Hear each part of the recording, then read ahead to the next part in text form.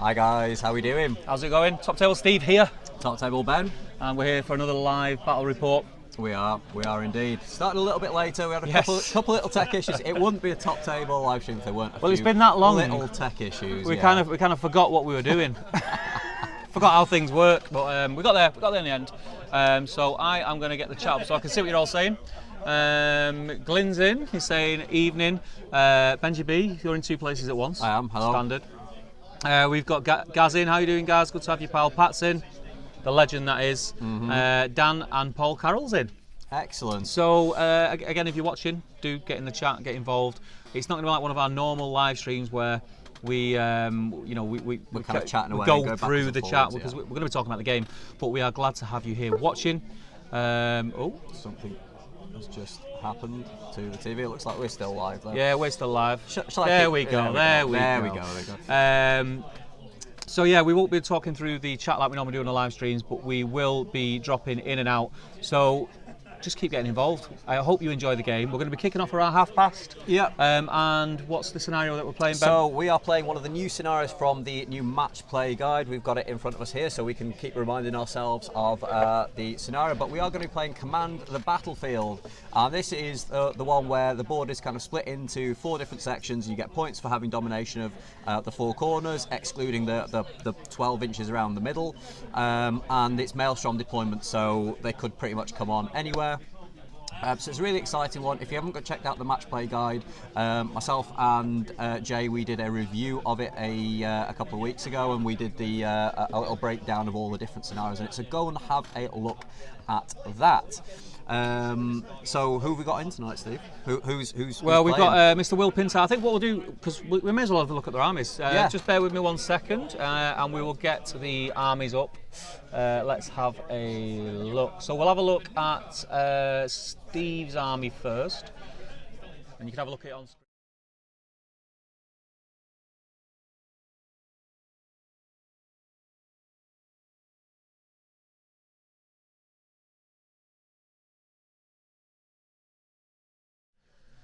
So you should be able to see Steve's list. It's a Rohan list. Yeah. So It's a Legendary Legion he's doing, isn't it? Is that? I think it is Legendary Legion Cool, he's doing. yeah, Riders of Theodore, isn't it? Yeah. It's going to be. So he can essentially call a free heroic combat at some stage when he decides to call that, which is fantastic. Yep. So in there he has got Theoden, heavy armour, armoured horse and shield, which is kind of his optimised build, isn't it? He's got 2 Royal Guard with spears, throwing spears and a horse, and 2 riders with throwing spears. Gambling with Royal Standard.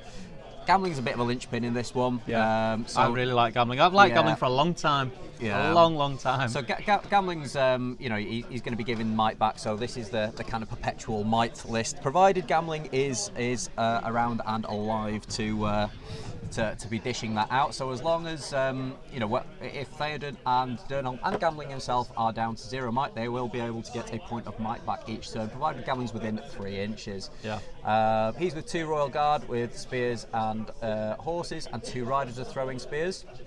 And then the last warband is Dernholm with a throwing spear and 5 riders of Rohan. I think this list is quite reliant on everybody coming on together and sort of to make use of Gambling's perpetual might, shall we say. So Maelstrom might not be their kind of biggest, their biggest friend really. So we'll see where they'll come on. He's not got great numbers. He hasn't really. So what's that, 5, 6, 7, 8, 9? Yeah, not massive. I think he's relying on hitting hard, hitting quick.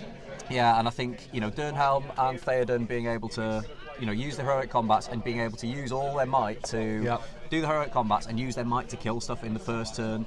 When they do kind of finally hit, and then using Gambling's banner to get the might back. Dernholm will obviously be getting 2 might points back each turn because there'll be 1 for Merry and 1 for Eowyn. So yeah, good, a decent little list there. There's a lot, quite hero heavy for 500 points. I would say. He wanted all the toys in. You can tell. He did, yeah, absolutely. But no, I think it's a cool little list. If anyone in the chat has used this Legendary Legion, or any of these characters in particular, do get in the chat and let us know how you fared with them. And I think we'll move over to Will's list, which is a Mordor list. There we go. So he It's a more traditional Mordor list, isn't it? It is. So a couple of decent heroes in there, and some decent-ish numbers. Yeah. So he's got Goroth with 6 Morons with shield and sword, and 6 with shield and spear. So nice full warband there.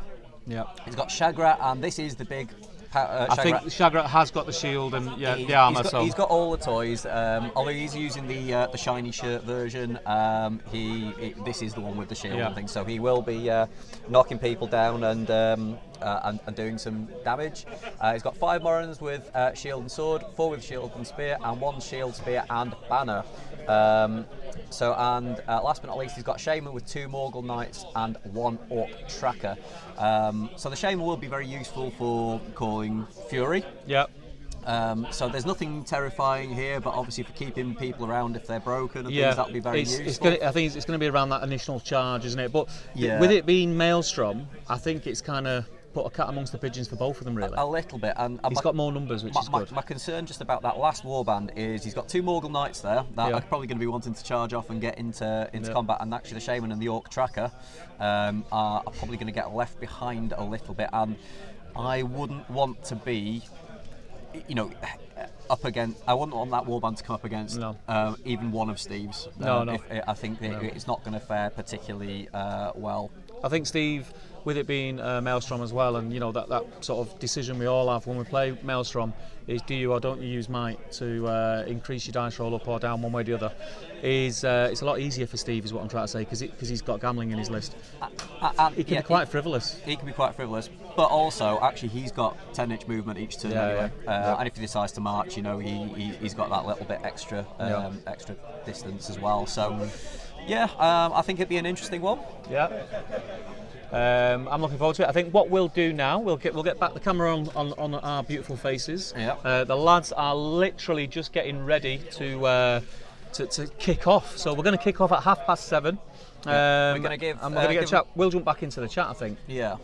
We're giving them 2 hours this round, aren't we? For this game. It might end before that. Yeah. But we will we'll see how they get on. So we jump back into the chat? Yeah, do you want to jump back in? Let's have a look. So we were up to Destro the Dexterous. Hello from Houston. Hello. Good to have you. He was in the live stream with me and Damien the other night. He was indeed. Yeah, I was listening and I heard you guys chatting to Destro. We've got Squid Boy in. That's Ian. Yes. You keep forgetting, don't you? I always forget. I'm terrible. But yeah, that's Ian. We had a game the other week and it was a nice, fun little game. So yeah, we're hoping to get a rematch over the next couple of weeks as well. Yeah. Glenn's asking, did you enjoy Disney World? I did enjoy it. It was a lot of fun. I enjoyed it more than I thought I would. That's what I'll say about it. You had lunch with the princesses as well, didn't you? I had lunch with the princesses. Well, they had lunch with me, I like to think. Do you know what I mean? I allowed it. A little harem of Disney princesses following you around. Rapunzel was definitely giving me the eye. Oh, was she? Well, we got Jog PLC, Pete. Pete, how you doing, Pete? One of our very valuable patrons. Yep. Thanks one of the guys joining. who helps make this happen. Thank you very much. Absolutely, yeah. Without you, this would not be happening.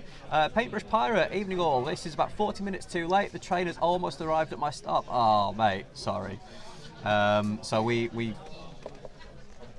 being shown some messages here. So we were kind of hoping to start a little bit earlier. So sorry, right. You're just gonna have to try and listen and or catch up a bit later on.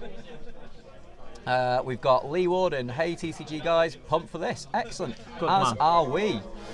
James Almond. Oh, the chat's jumping again. James Almond, excited for this? Yes, so are we. Paintbrush Pirate is going to be catching it on catch up. Colm's in. Oh, Marcus Padder's in. And Stuart Russell's in. Colm Brown. Colmes, he was on the last live stream that we did, and he fared very well against Reese. He did, yeah. It was a lot of fun, that. Yeah, I've seen Reese. He's here tonight. He's in Element Games tonight. We've got Captain Moses. Shagger's Shield only knocks men down, right? I believe so. I've got the rulebook in front of me, but I'm pretty sure it's not. Well, infantry models, isn't it?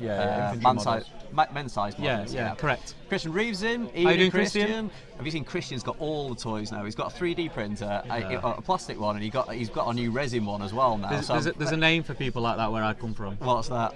Show off. Show off. Yeah, he's showing off all his toys. Squid Boy's jumping in saying base size, I think. Yeah, absolutely right. Theodore Vickblad's in. How you doing, man? I thought you said you'd start at 8:30. No, it was going to be 7 o'clock. Yep.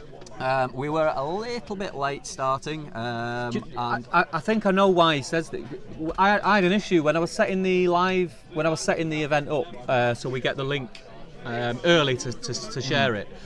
On the drop-down menu, I was putting 7:30, and every time I clicked 7:30, it was saying 8:30 on the screen. But I refreshed my screen and it changed, so I don't know what was happening. It could be something to do with Brexit. Who knows? Who knows? That's all I'm going to say. We've GMT. Left, we've left Europe now, so all of a sudden, Jug PLC. It's like watching the Olympics. Hey. If it's the worst Olympics you've ever seen. Yeah. Battle Games in Middle Earth. Hey fellas, along for the ride, painting some Uruks and old Grishnak. Nice. Excellent. Have you got yourself the new Grishnak? He is lovely, amazing. Route 27. Wish I was painting my great beast of Goroth instead of being at work. At least you can listen to us, my friend. Exactly. You can listen to this drivel and nonsense and watch the guys play a good game of SBG. Jez Hunson, are you guys like the celebrity deathmatch commentators? You need mustaches. That could be something. I wanted like one of those like old school microphones with a big sponge thing on it. With that logo on it. And like earphones and stuff, so we can look like proper commentators. Dan Slobodian's in, painting up by Rohan Battle Company while watching. Excellent. Thematic watching this battle report. Yeah, excellent. I'm hoping. Well, actually, Dan's going to be supporting both the guys because they're all from of the Drawn Combat blog. If you haven't gone and checked that out, make sure you do. There's a load of really interesting stuff in there. Did you read the cavalry one recently? Yes, it was very interesting. There was some things in there that surprised me actually. A lot of things that I'd never really kind of considered. So really interesting stuff. So go and check that out. Yep. Mr. Trollo. Mr. Trollo, fellas, looking forward to this. Aren't we all? Ken Boy, first time watching you while painting Mordor. Thank you for watching, my friend, and I hope you enjoy it. Theodore Vickblad, speaking of Grishnak, can you use Snargar in Mordor? I think he's got the Mordor keyword, so I think you Mordor can. So, I think what we're going to do, because it's closing on 7:30, I'm going to give you a shot of the board. We'll still keep chatting away, and we will get into deployment very, very soon. So there's the friendly handshake. Yeah. What we like to see, friendly games. Yeah, we're ready to go. So let's roll for priority turn 1. Yeah.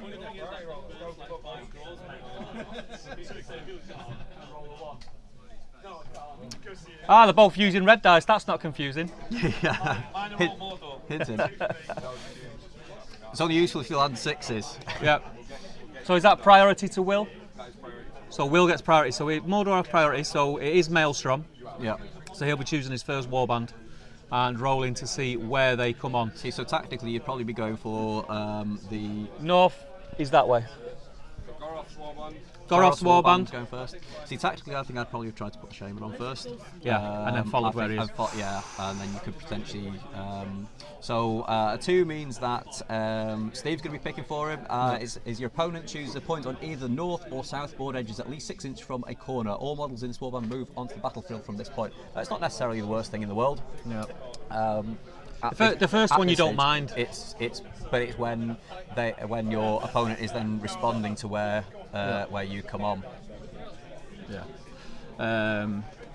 I'll keep an eye on any thingies that might pop up if you keep an eye on what's going on. Absolutely. So he's rolled a 2. So that was was that Steve's rolling to come on, was it? That was Will rolling. All right. Okay. So Steve's chose the corner. Okay. And he's coming on just there. And as you can see, we're playing on the Ammenhem board. I think in this scenario, because it is, you get points for having corners. It's going to be interesting to see where the fighting kind of happens in this one. Like in normal SBG games, you normally end up with that kind of ruck right in the middle, don't you? Whereas this one, I think we're going to start seeing some little skirmishes going on around the outside. I'll tell you what's not a bad shout whilst they're deploying. For people who haven't got the new match play book, do you want to run through absolutely. The actual objectives and what it is? Because the game, the board's split into 4 quarters, right? Yeah, it is. So the layout, the starting positions. At the battle start, the forces that are yet to arrive models are not deployed at the start of the game, but they will enter as the game continues. So that's the Maelstrom deployment, which we were discussing then.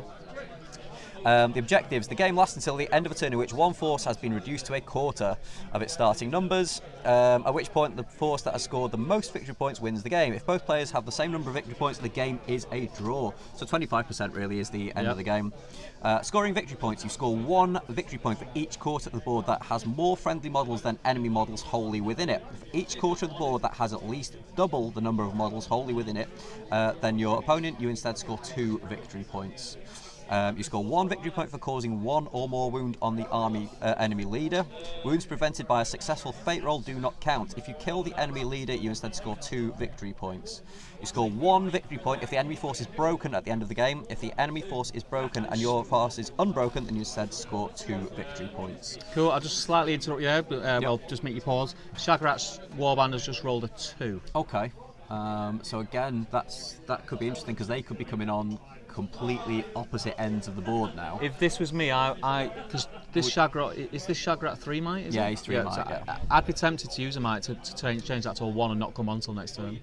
Yeah, absolutely. I think I'm never sure about that because actually you could roll the 2 the next turn. I know. So but yeah, it's a difficult one.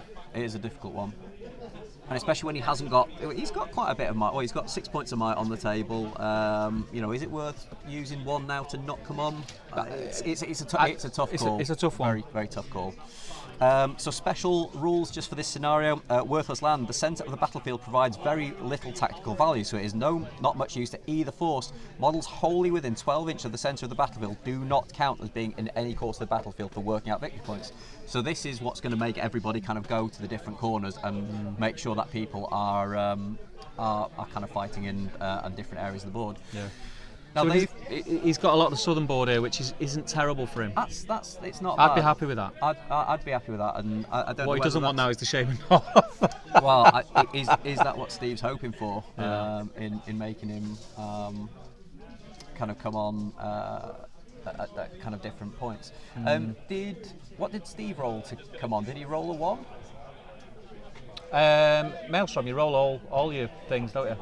You don't alternate. It's the shaman next, yeah. You don't alternate, yeah. Right. Okay. Yeah. So shaman rolling. It's another 2. Another Wow. 2. So 3 2s. If that was me, he is being deployed up at that top end, Yeah. and you are hoping that one of your. He's got 1 warlords is point of gonna- might, right? Yeah, 1 point of might. I'd use it. Otherwise, they're dead. Yeah. They're dead. In my opinion, that's what I'd be thinking. They're dead. Yeah. I would rather You- have them you- numbers you're on just- the board. You're just not gonna. Yeah. See, he's deploying them as you would. Yeah. As you would. So top right corner, where that red dice is where Steve's chose for the shaman's warband to come on. Yeah. They're playing 500 points, Theodore. 500 points. The lists were up a moment. I can pop the list back up for you, Theodore. I'll quickly jump to the list for you. So Will's list is this.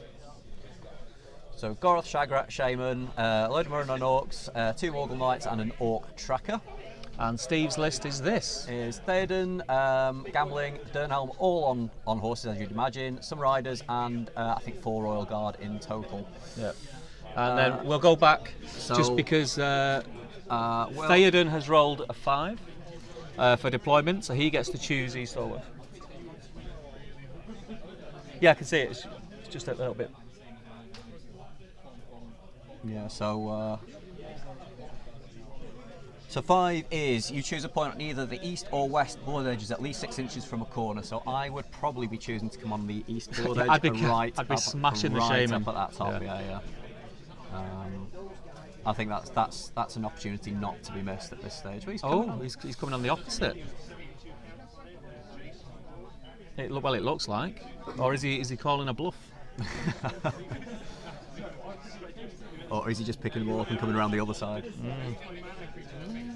Well, maybe he's biding his time. Maybe he's semi-confident that he's going to get someone over there. He's thinking about.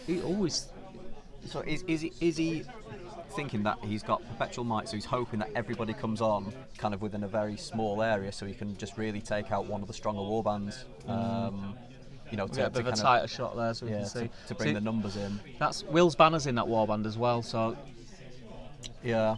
it's a risky tactic. That's Shagrat's warband as well. Shagrat's pretty nasty. Shagrat's a beast, yeah. So he is. He's fight 5, strength 5, defense 5, 3 attacks, 3 wounds, courage 4. See, I would have been tempted to put Shagrat as my leader as well. And Gamling's rolled a 2 to come on. Oh dear. A 2. So that means Will gets to choose where he is coming on, and it's on the north or south. So where would you be thinking? Would you? It's still a decent warband. To a 3. So he's mited it up to a 3, which means that that Steve still gets to choose whether it's east or west. Yeah.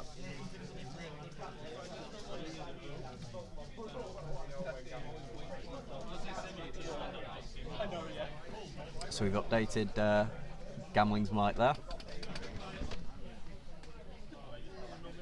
So he's going to be coming on east or west, but Steve still gets to choose. I think that's a reasonable decision.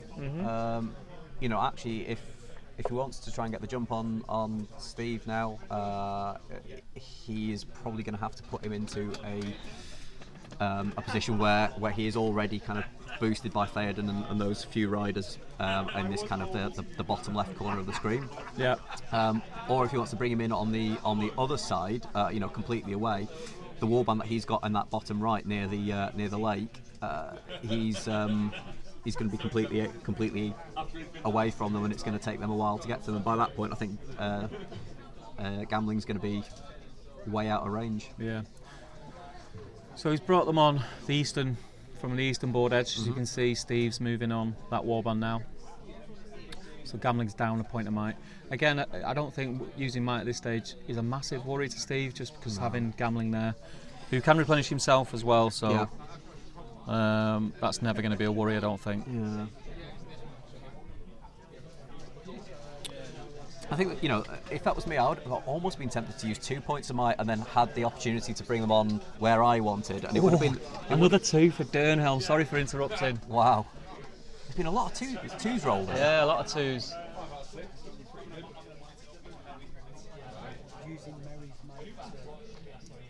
So he's using Merry's Mites to up that to a 3. So we will alter that now on. Can we add Merry in?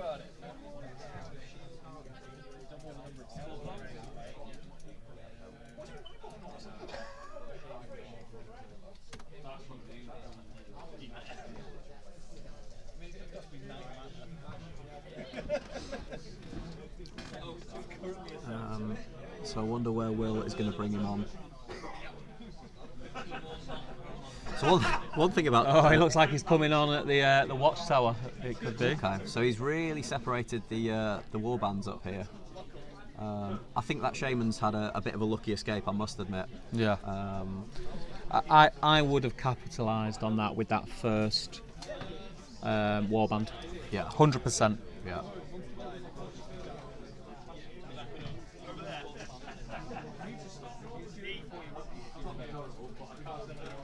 So we've got quite a few of you guys in watching at the moment, which is fantastic. Yeah, nice to see so many people watching. Yeah, any feedback on the stream itself, the visuals would be greatly appreciated. What you guys want to see. Remember, as we move on, we're just in the deployment stage, so we're doing the overhead view so you get a feel of what's going on in the battlefield. We are going to be getting some tight, nice shots in on the action as and when it kicks off. So Durnhelm's moving on. And moving the full 10 inches on. Very thematic. Riding, yeah. Well, not thematic, but very very cool. Looks cool, riding down that hill. From the seeing seat. Yeah. So this is... I wouldn't feel confident in, if I was Steve now, in trying to face any of the warbands that are close by. I would... You know, I guess try and use, because Will's got more numbers. Yep. And in this scenario, I think the numbers are going to make quite a difference, because obviously it's about who's got. You know, if you've got more than twice as many models in a quarter, then you control it. You get 2 points for it. So. For me, I think this has played right into Will's hands. Yeah. I know the shaman's on his own up there. but he's got 2 warbands. Turn 2 priority they're going to be rolling for now, guys. He's got 2 warbands who are move away from each other on the southern board edge. If he gets them together, and Mordor take it again. If he moves that, I'd be moving them together because that big ruin in the almost the southern centre of the board is impassable. That is a wall. You can't get past it. When we get into the close-up shots, I'm sure you'll see it. You know, it'll. He can set up nicely here. Yeah. And if he makes his way, if Steve makes the mistake of ignoring that shaman and the Morgul Knights, they can ride around, start controlling quarters. Yeah. No heroics this turn. And again, if you're unfamiliar, it is a new scenario. The objectives will be scrolling across the top of the screen, just to refresh you. But basically, we're playing for quarters of the board. And is it anything within 12 inch of the centre doesn't count? Yeah, anything. Yep. Yeah, we've got that centre point kind of on the board. What is that marker on the centre point? Is it we've got some sort of coin or something? I think they've just put it there. Yeah, it's a TTG coin. Yeah, anything within 12 inches that doesn't count for the quarters. So it's not a case of. When I first read this scenario, it almost felt like you could just be in the middle and then it's, you separate out. But 12 inches is quite a long way to move, so it can't just wait until that. Or you could wait and have a big sort of scrum in the middle and have a bit of a fight. Yeah. But yeah, so there's a few moves going on here. Is Steve going to be charging Theoden in this early on? Well, Will's got priority here, so it depends what he does. Is he pre-measuring? It looks that way, yeah. So we can have a little bit closer look what Will's doing. For me, he's doing the right thing. Yeah, he's castling his troops together. He's going to make Rohan chase him and just wait for that time when he can pounce back. Yeah. And what he's doing is he's dangling a carrot, I think. He's making Steve make a decision, isn't he? Yeah. Because the Morannons are pretty tough. They're all defense 6. Yeah. And Shagrat will do some damage with might as well. Heroic combat's got a banner. Yeah, he will. The strength 5 is what makes a difference because he'll be wounding strength 7 on. Well, he's got a higher chance of wounding strength 7. Obviously, because everything's on mounted, he's not going to get that knockdown bonus. Yeah.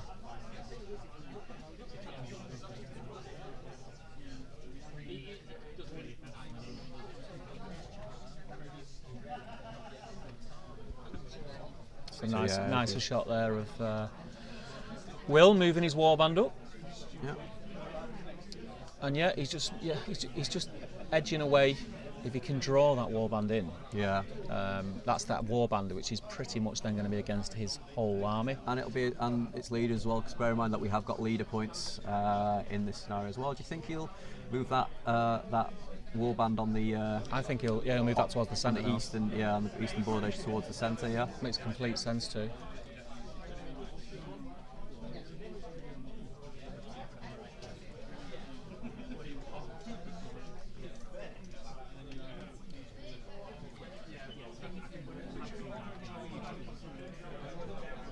And he's doing exactly what we anticipated that he would.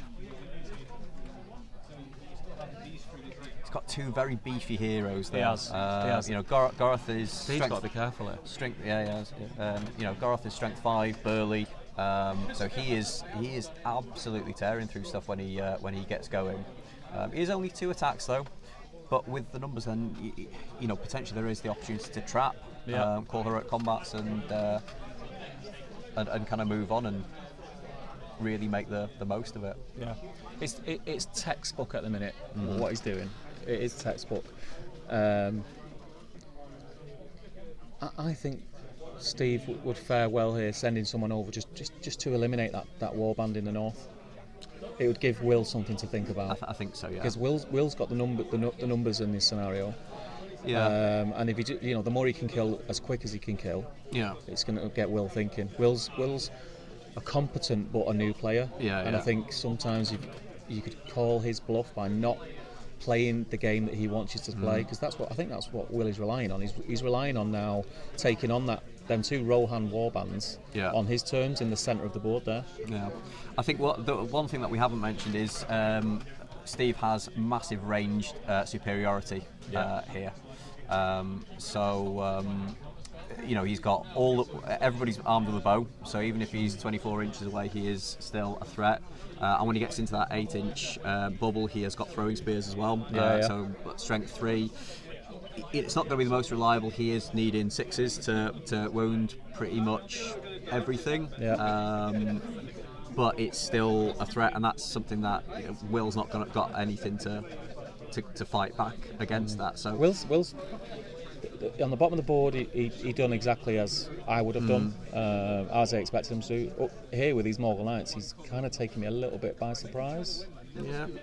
I would have kept them out of any sort of danger, any sort of charge sight line or bowfire line. I think they'll still be out of range. You know, perhaps with the trees and the kind of rock in the way. There is a few in the ways there. Yep. I'm going to quickly just drop into the comments because we've got a few people chatting, which is cool. Keep it coming, guys. Theodore is just talking about the Rohan army. And then Battle Games in Middle-earth. Can you pause a sec, chaps? Need to get me some snacks.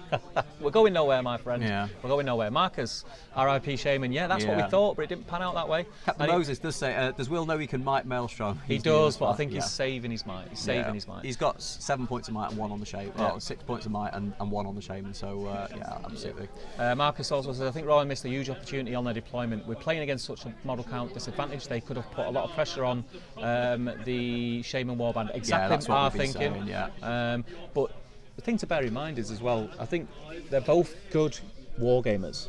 They're fairly new to the game, I'd say. I think Steve's a bit more experienced in this game, but it's their first time on camera as well, and it does create a lot of pressure. Glyn saying, is Amman still slanted on the side, Steve? Yeah, mate, that's settlement. That's what we call that, settlement. Theodore says, what do you guys in the chat think of shamans now? I think they absolutely have their place in the game. I think with so much terrifying stuff out there, and evil being particularly low courage, I think they need it. And I've been kind of playing around with various Urukai lists, and they're kind of courage 3, and I feel like I need a shaman in there to kind of boost that courage. I feel like there's a lot of armies that need it, especially Moranans. They're courage 2. As soon as they start fleeing or they come up against anything terrifying, they are out of there. Ripon City Wargamers, welcome, guys. What are the list, guys? I'll quickly run through them because we've had the screens up on screen a couple of times. Will's list is Mordor, and he has Goroth as his leader, 6 Moranans with shields and swords, 6 with shield and spear. He has Shagrat war leader, 5 Moranans with shield and sword, 4 with shield and spear, 1 with shield, spear and banner, and then he has a shaman, 2 Morgul knights and 1 orc tracker. Steve's list is Rohan, legendary legion, Theoden, 2 royal guards spears, 2 riders with throwing spears. Then Gamling with the Royal Standard, he has 2 Royal Guard with spears, 2 riders with spears, and then Dernhelm with 5 riders of Rohan. Orthodox Frog. We're going to move into the shooting phase, so we'll come back to the chat in a moment. So Steve has moved quite a lot of stuff. Just measuring to what's in range, isn't he? He's left some things out. It looks like he's moved the Gamling's warband towards the centre. Because Steve's got the ranged attacks, he could almost just camp towards the middle, and just wait for Will to come to him, because Will's going to need to take the other quarters. He might concede 2 quarters, but then take the top 2 quarters. Yeah. So the guys are shooting at the Morgul Knights, it looks like. He rolls a 3. We can see the shot line there.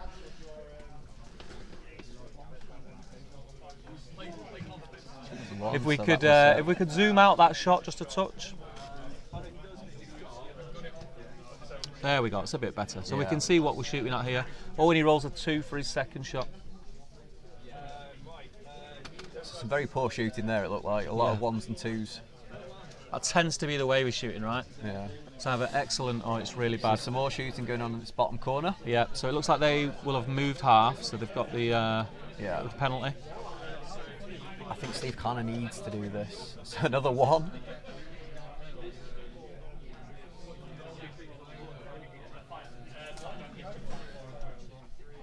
I think we definitely need to. Well, there's a 5. If we what? could zoom out a little bit, that'd be awesome. So needing 6 here. Oh, so close.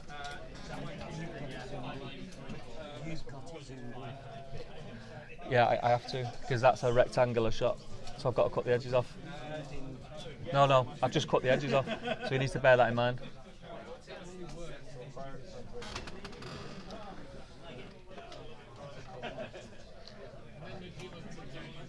Oh, and another one. So.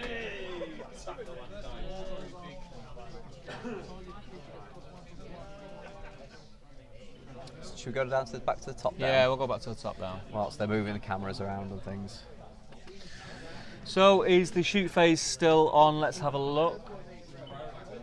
That was priority turn 3. Okay. Who's got priority? Okay. So Will has priority. I didn't roll a 2 this time. So, are there any heroics going to be called? We're just waiting to see if there's any heroics. No heroics. No heroic existence. So what would you be tempted to do, Steve? What's your? If I'm Will at this stage now, I'd be tempted to dangle a carrot. You know, put a couple of Morannons there with spear supports, just in range for 1 or 2. Excuse me, of his riders to charge, try and draw him in, and then next turn, just engulf him. He really shouldn't fall for such an obvious trap, but you never know. It's always worth doing. Yeah, it's always worth doing. Steve's really gonna want. He needs to dwindle their numbers down. He does, but I think it's shooting that's probably going to have to do some of that for him initially, at least. Yeah. Unless he gets a lot of his army in one place together. Yeah. I think somebody in the chat was saying that they would have preferred to take Aomer over Gambling, Orthodox Gambling. Frog, yeah. What do you think of that? I think gambling. It depends what you want to do with your list. I think gambling's just so useful. Aomer is a beat stick, but then depending on how many turns of use you get out of gambling, he's perpetual might, as I say. Will's doing exactly what you said. He's brought some of his couple lines of carrots. in there, yeah. But he has just made sure he's using that rock as like an anchor point to make sure that Steve can't get round behind him and do any sort of trapping and things. So it looks like he's kind of lining them up to create some sort of barricade. Yeah.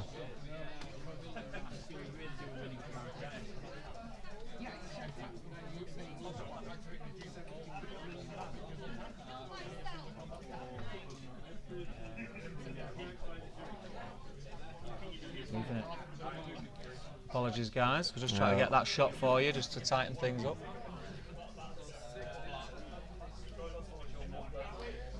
So we'll get the tight shot in for you now.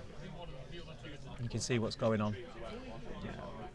So you can see now the viewers can see what we meant about it's like impassable, that wall. Yeah. There are some steps which you can get up on and jump over. There's only very limited numbers that can get there and things. But Will's playing the right game. So what he's done is he's trying to draw that the warband in on the western side of the board. And if he gets all his force, that's pretty much probably 90% of his army against probably 30% of Steve's. He's playing the right game. He's been listening. He has been listening. So let's go back to the top down. Just see where he's moving on these steps, because it looks to me like he might be getting a little bit brave. I would just be sending them over. Yeah, so I'd just be sending them over. I think he's trying to bring them kind of around the rocks wall to block off that extra. You've got a bottleneck between the trees and the ruin. Yeah. Create bottlenecks, and he has definitely got the rub of the green, so to speak.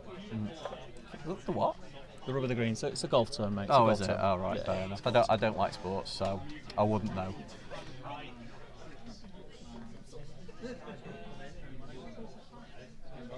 Okay, so we are about 25 minutes into this game. There's no deaths so far. Yeah, no kills yet. Shooting has proved to be useless. Futile. Futile. I like that. I've been watching the new Picard Star Trek thing on Have Amazon. you? Yeah. I'm not a Trekkie, but it's quite good actually. I'll have to give it a look. Are you a Star Trek fan? No. No, I most are.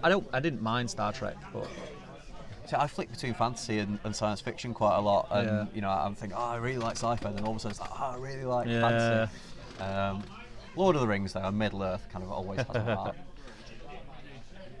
Will's moving them all up. I think he's moving them up maximum as far as he can. Yeah. He is definitely trying to make sure that that Steve can't get round the back of his army. Yeah. He's playing the board.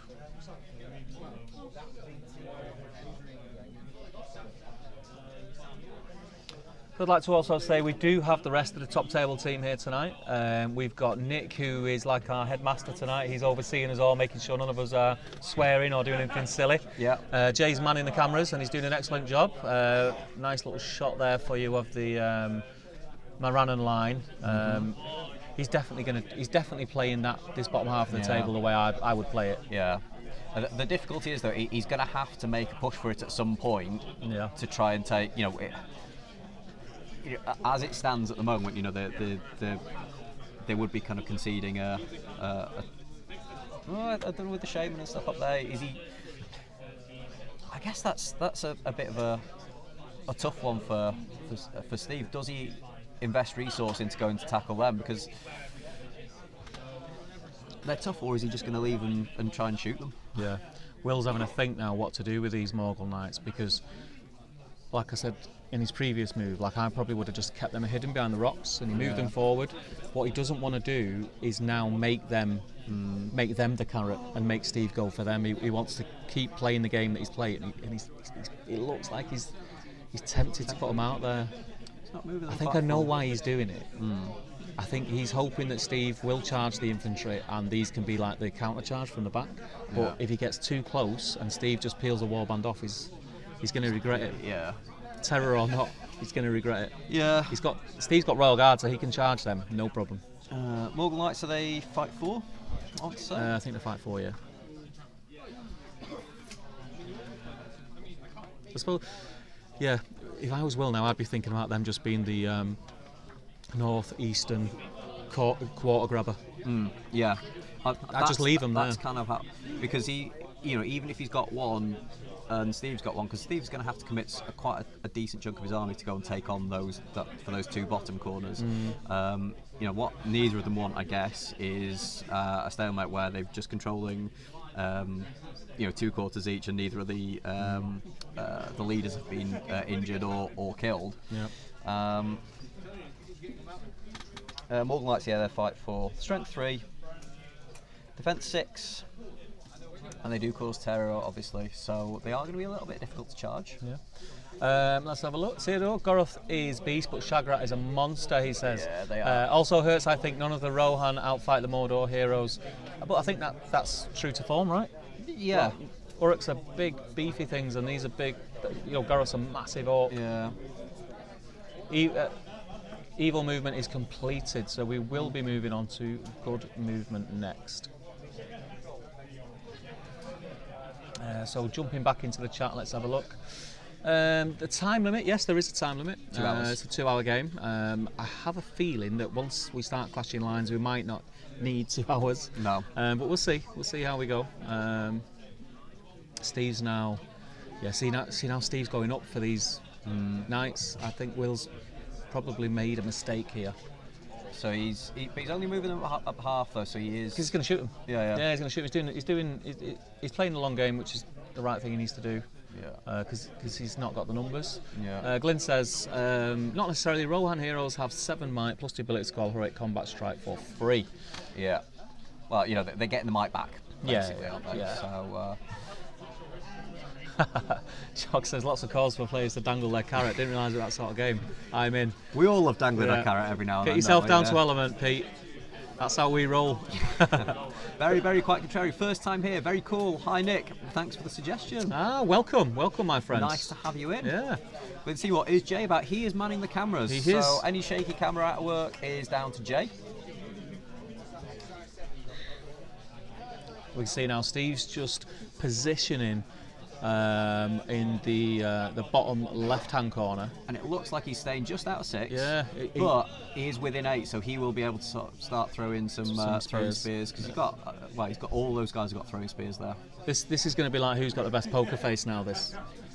And I feel like the longer the game goes on, the more pressure is on Steve to actually do some damage. Yeah, definitely. If he just keeps relying on the shoot phase, I don't think he's against the armoured Morannons. I don't think he's going to get much glory from that. No. I really don't. No. And the thing is, if towards the end of the game, Will is going to have to probably do a dash for the different quarters. Yeah, he doesn't really have the manoeuvrability that Steve does, but then he does have the more numbers. So all he needs is, a few Morannons in each corner, and he's got the.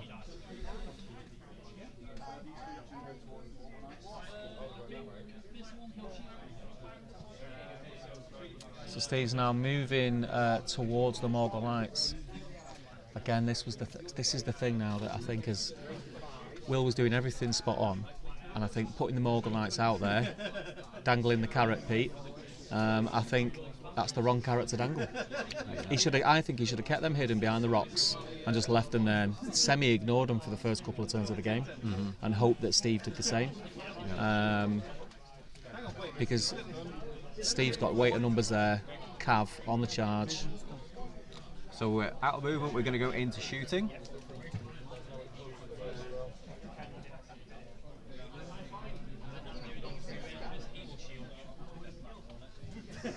So just having a look, Just I think checking who's got line sight of lines, sight. aren't they? Yeah.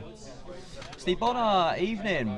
What's the mission? It is Command the Battlefield. It's one of the new ones from the Match Play Guide.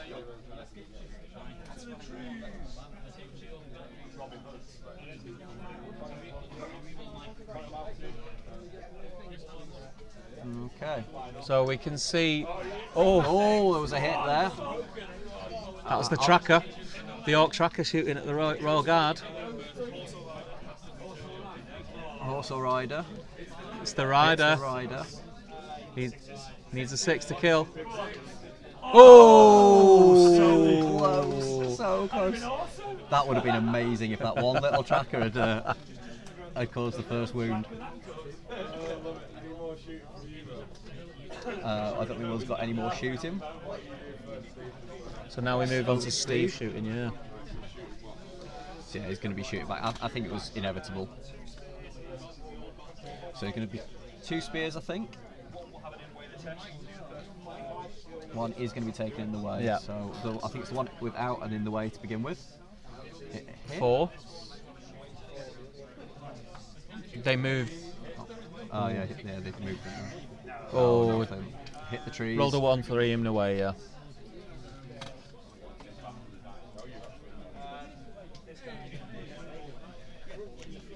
So some of the guys beginning firing their bows. No, he missed.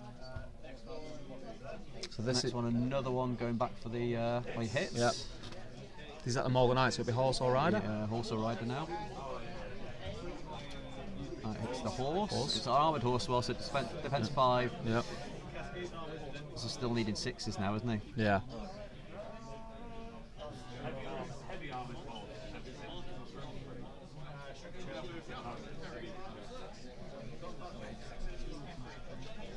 No, nowhere near. Nothing. Nowhere near. So same target. It looks like.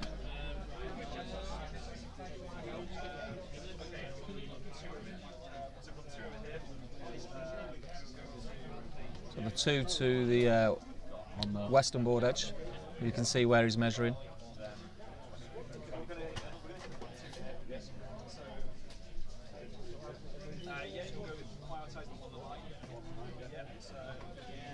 So it looks like he's prioritising the guys in the front. Yep. Missed. Misses. Same shot with the second guy.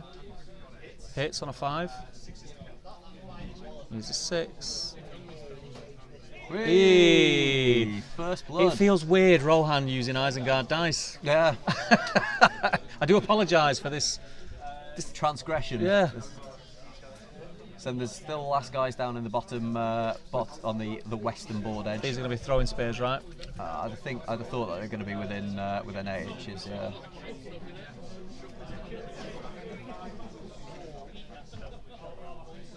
So I don't think he's taking it in the way. I think he's got a clear line of sight. Yeah, there. from the front, on the front dude, it looks like it's clear, right? So has he moved? Yeah. They did. They all repositioned.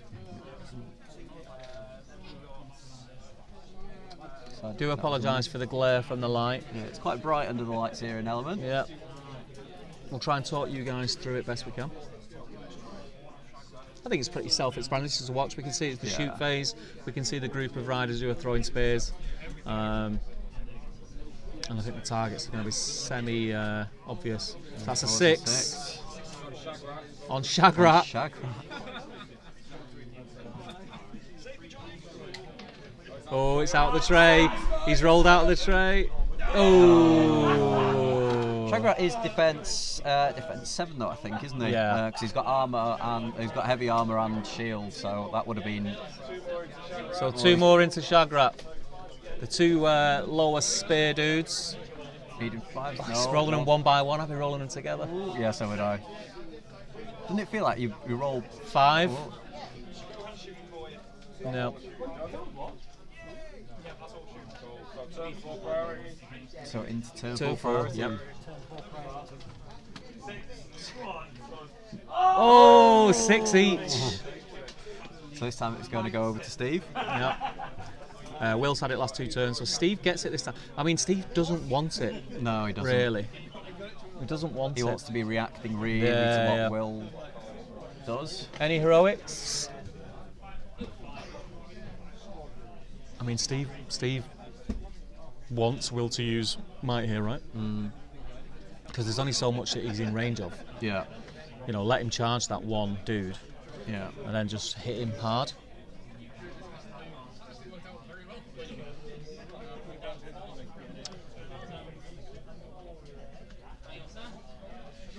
Jog PLC. So my takeaway so far is that shooting isn't very strong in SBG.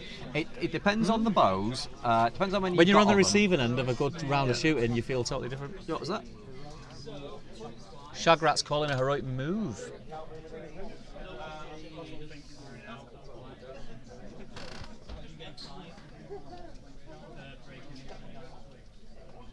So, if I was Steve, I wouldn't mind this at all. No. He gets to react to what they've done. So just back to what Jog PLC was saying then around shooting. If you're on the receiving end of it and it goes badly for you, then the difficulty against this army in particular is they are all quite high defence. Defence 6. So it's not quite as clear cut. If you're against a lower defence army, no counter on the heroics front. No. So you might only be needing 4s or 5s, and there is stronger shooting out there. So things like crossbows and things as well, which hit at strength 4. You know, they're wounding a lot of stuff on 5s. So yeah, it just depends who's shooting, what they're shooting, and. Shagrat's got to move first, and he's gone in. He's gone in on the charge, which if you call him the move, you need to commit. He's bringing the banner in. So he's called with me anyway, which I think you'd have to. Now Shagrat isn't his leader either, so you know he can be a little bit more aggressive. He doesn't necessarily need to be quite so defensive of Shagrat. So the whole warband looks like they were included in the move. I don't know if there's 3 more just on the other side of the rock. I think they may have just. Yeah, maybe. Looks like he's measuring to get them in. So they'll get in as well. So I think he's done the right thing there in terms of maybe not charging him, but bringing those guys around the side so that it makes sure that the remaining riders can't get round the outside. Because of the control zones. But as you said, for Steve, I'd be quite happy with taking this.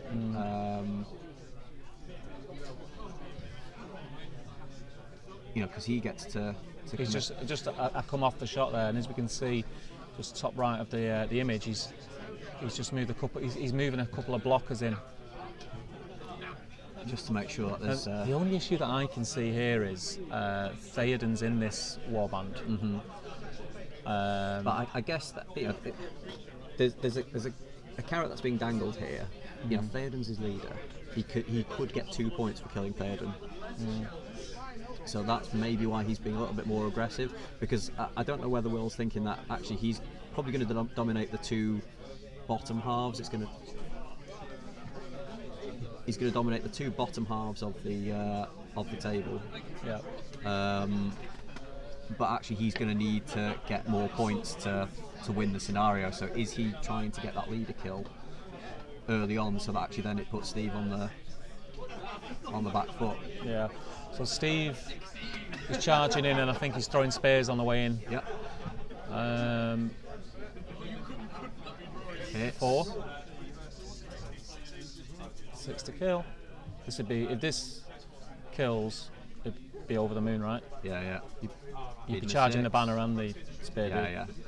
Oh no. Couldn't have gone worse.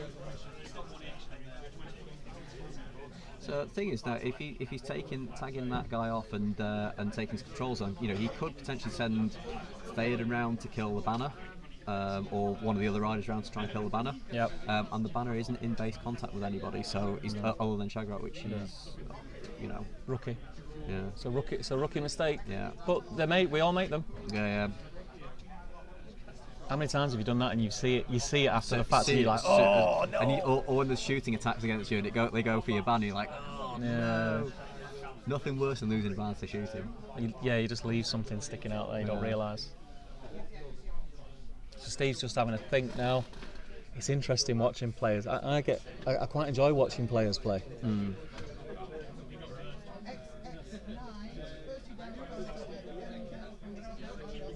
I would 100% be getting Theoden into a combat. Yeah. That's not a terrible move. It's not a terrible... Because if he heroic combats, they can both move on, but the problem is the spearman behind. Yeah, he's still going to have a... But then he could move Theoden into the banner, and he could move... so that's a charge token. It's a charge token, yeah. And then the other rider could just go either into the guy at the back. And because he's doing the charging as well, he's getting both the strength bonus and he's getting the fight value bonus as well. Yeah. You see, this position here, I would have charged both of them with that guy, and then brought the loose rider around and charged the same guy again, so it split off. Yeah.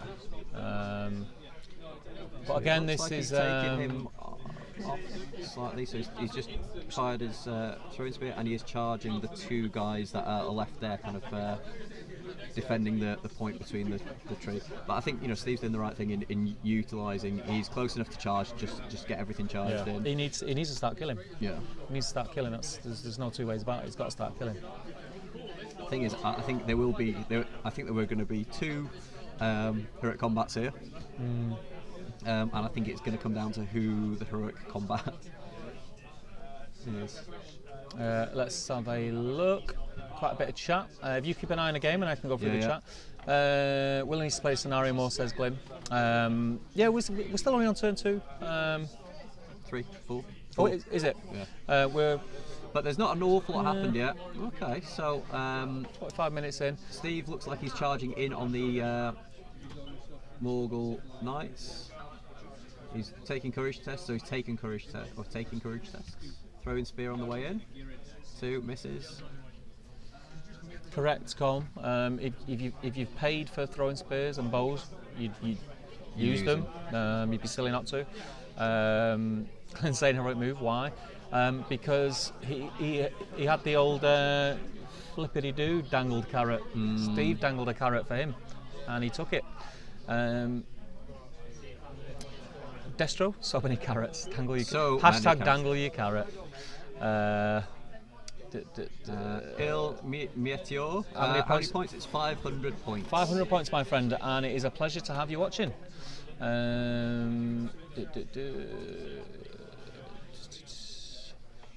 Okay.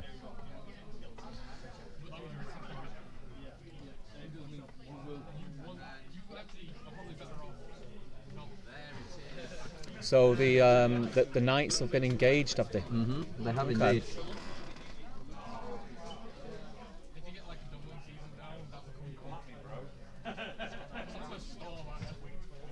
So again, the Morgul Knights have kind of have made it very difficult for Steve to get round and sort of trap them really. Obviously, because the riders got quite big bases, there's only a limited number. Yeah. And obviously, it's rider and rider. They're not getting the charge bonuses. Then they kind of it's essentially going to be a one-on-one. Yeah. They do get the strength bonus, but they're not getting the fight bonus because they're not within 12 inches of Theoden. So it looks like Steve has pretty much he's sent a contingent of his force over that he thinks can deal with that, and the rest of it is coming south, which he needs to do really because the numbers game is not in his favour.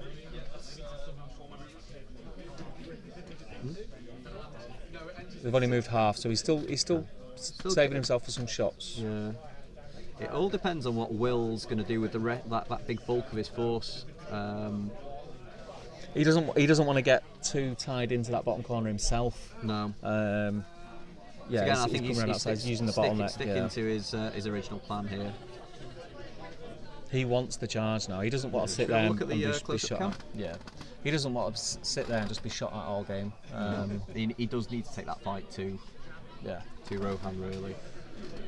And as I said earlier, he is going to need at some point to play the aggressive game, either get some leader kills, a leader kill, or he is going to need to start taking other quarters of the board. Yeah. Do you think Will has forgotten about the scenario? I'd be sending a lone orc just to hang out on the beach, wouldn't you? Yeah. I think so, definitely. Yeah, he's still got plenty on this side. Within that kind of ruin, he can leave just the odd person in there. Obviously it's only the 12 inches from the centre, so where those two are kind of nearest the ruin, they're probably in prime position. They'll be fairly protected from attack for the time being. I would be very tempted to leave them there. Just keep two there. It just means that then. I think he's inviting the charge. It looks like. Yeah, definitely. Defence 6, they should be able to weather the charge to some extent. I suppose they've been wounded on 5s, aren't they? This is Goroth now that he's put on the front line. Goroth's got the grey rock on his base, and he is in the front line. Goroth, as a profile, has become one of my favourite Mordor profiles. Just looking there now, I wouldn't have put Goroth quite that far forward. I think he wants the fight. I think he wants Goroth to do what Goroth does. Yeah, but I suppose he's Steve's moved now, isn't he? So he's not going to be charging this turn at least.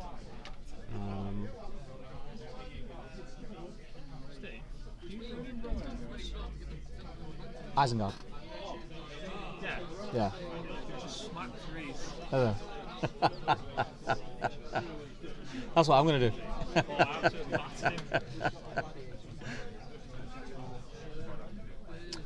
That was just one of our local players coming over telling me that he's had great success with Dunland. Very nice. How old's that? Old but gold, mate. Old but gold. So Will's moving his lowly orc tracker and the shaman.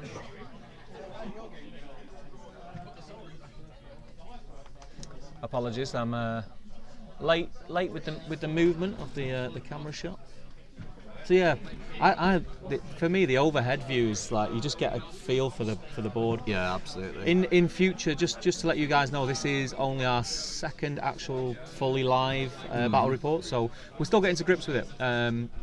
We are going to have on-screen graphics and visuals where we can highlight where the heroes are, and highlight when they're doing heroic actions, etc. So that is coming. We just need to make sure that this is smooth and it's like second nature. So we've got two riders taking shots, which I'll zoom in for you now. Both shooting at Goroth. Oh. So they would be. He's defence 6, isn't he? So I think they would be needing 6s to wound him. Oh, that's a 6. And a 6 to wound Goroth. Oh no. Typical shooting. We're in the I think combat into phase now. So let's see if they call anything. I think there is going to be a heroic combat off here. Yeah.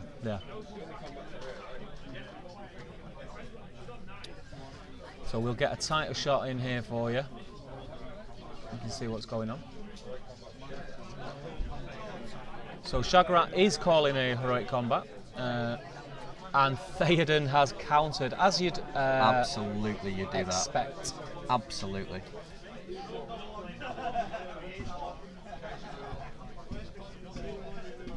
So it's going to be a roll off. So good get to go first. Yeah. So that's good for Steve. Yeah, Steve. So they are going to be matching. Shagrat and Theoden are going to be matching on fight, but Theoden will have the charge bonus. Yep. So Theoden's going to be using the black dice. Nice shot there. It's a 6, so he wins the combat. So he gets knocked down as well, so it looks like, well, you'd imagine it's going to be game over for... Yeah, so it's double strikes. I know exactly what I would be doing here. I would be... Once this front orc dies, I would charge Theoden straight into the spear orc, but wheel round to the back, and then use the other orc to also charge this Morannon, but stay as a blocker so that Theoden can't get countercharged. Would you not be tempted to try and... No, not at this game. There's a 6. He's dead. Not at this stage. Not at this stage. I think the temptation will be there. Yes, 100%. But it's like you said before. That's the leader. Yeah. It could go horribly Shall wrong. we have a quick look at the top down, see where he's going to move to? Yeah. No, so he's taken the bait. He's gone in on Shagrat, and he has gone in on. He's gone in on Shagrat. He has gone in on Shagrat. Yeah. He has. Oh, has he? Has he? Has he changed his mind? Oh. I can almost feel the indecision from here. I know. So he's making sure he's an inch out from. Oh no, he hasn't quite decided to do it. So he's going to go on the banner. Makes sense. And yeah, I think you're going to have to go for that guy in the back. Yeah. There's the shot there. The thing is now, it's going to go to Shagrat's heroic. He's probably, he's got a decent chance with 3 attacks of killing that rider at 5/5, and he's going to just counter charge on Theoden now anyway. So the rider wins. Oh, that's lucky. But we do have a banner reroll. No. So Shagrat loses that combat. Wow. He gets knocked down as well. Yep. So there's 4. Oh no, he's not knocked down. He charged on the heroic move. Shagrat charged. Yes, of course he did. Yeah. I don't think he's trapped there. It looks like he can back away, but I might be wrong. No, I think he'll be able to back away. But can he back away the inch? Yeah, I'd say that's an inch. I'd say that, yeah. Because the right hand side of his base is now where the left hand side of his base was. Oh no. No, I think they've ruled it as. Yeah, they've adjudged it's a wound on Shagrat. Wow, from a lowly rider. He's going to use a fate. He's got 3 fates, so he's decent.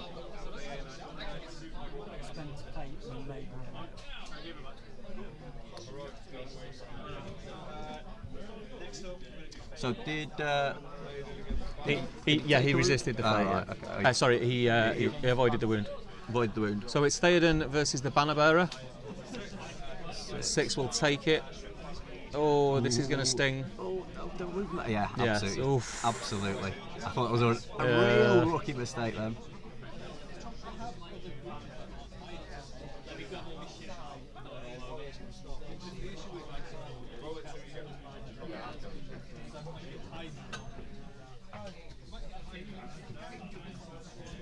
So, no kill. It looks like that's the strike. Yeah, there's a 6. There's the 6. So he'll hand the banner over to him.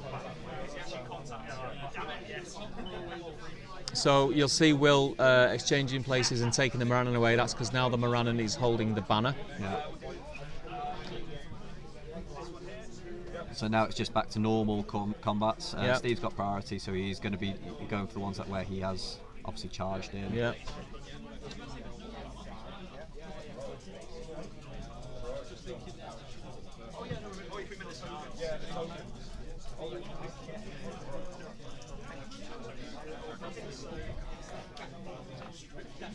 It's a 5 high 5. and a 4 from Mordor. He got a banner reroll. Sorry, he's way out of banner. Oh, there. yeah, it's this side, right? Yeah. No, nothing there. And second set of strikes. No, nothing there. So that's the thing with Merlins. They are quite hardy. Quite resilient. Yeah. The thing is that he only needs 5s because he's strength 4 on the charge. Yeah. So he gets the 6 there. He has got the higher fight at this point. I don't think they've kind of realised.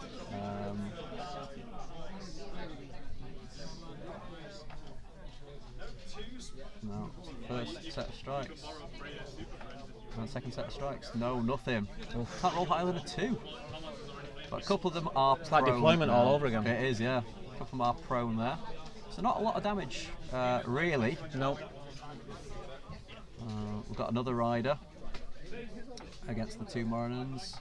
Rolled a 5. Oh! Double 6. So there's strength 4, defense 5, so needing 5s. 5s. Oh! Double killed.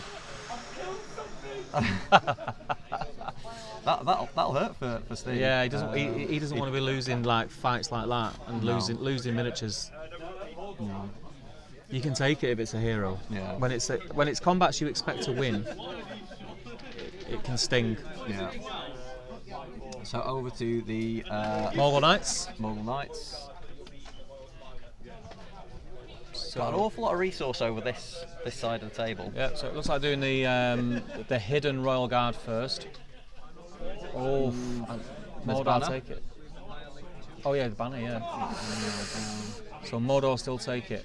Now Gamling will have to. Oh no, yeah, he can fit for him. Yeah, it's the Royal. 5s, right? That's one of the Royal Guard's strength. Oh no, 6s. They're only strength 3, aren't they? Yeah. And the next combat. 6 from Mordor again. And the fight value will take it. No.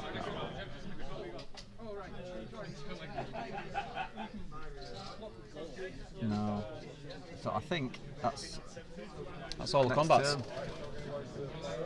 So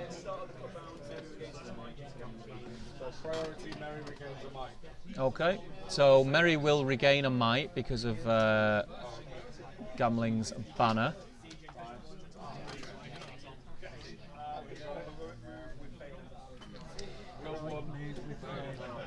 So Theoden's going to be calling a heroic move, which absolutely you would want. Yeah, you to need do. it now. You need it now.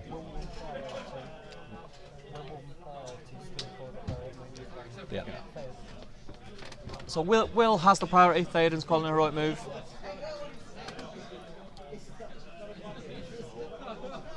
If we could get a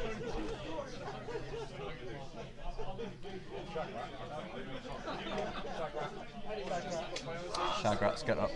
Also call. Shagrat's calling one as well, so Shagrat is countering. And it looks like it's gone to good.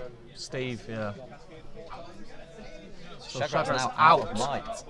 Yeah. Theoden's down to. Oh no, we've knocked Theoden's off, haven't we? Yeah.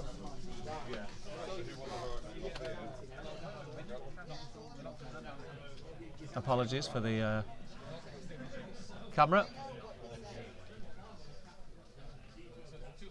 He's getting Theoden out of dodge. Yeah. Which is the right thing to do.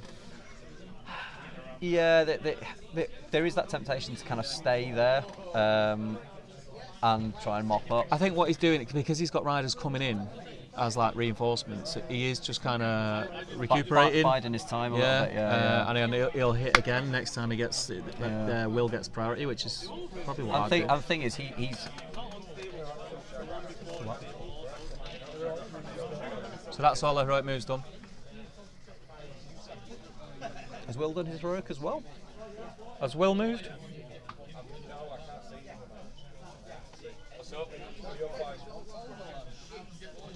No, looks like Will. It's Will's heroic move now. Apologies. He's got a couple of prone orcs there. He's going to keep trying to take the fight to them, I think. Yeah, we can see Shagrat there at the front. Is he in range? He doesn't look like he is to me, but I don't have a tape measure. I think he'll be out.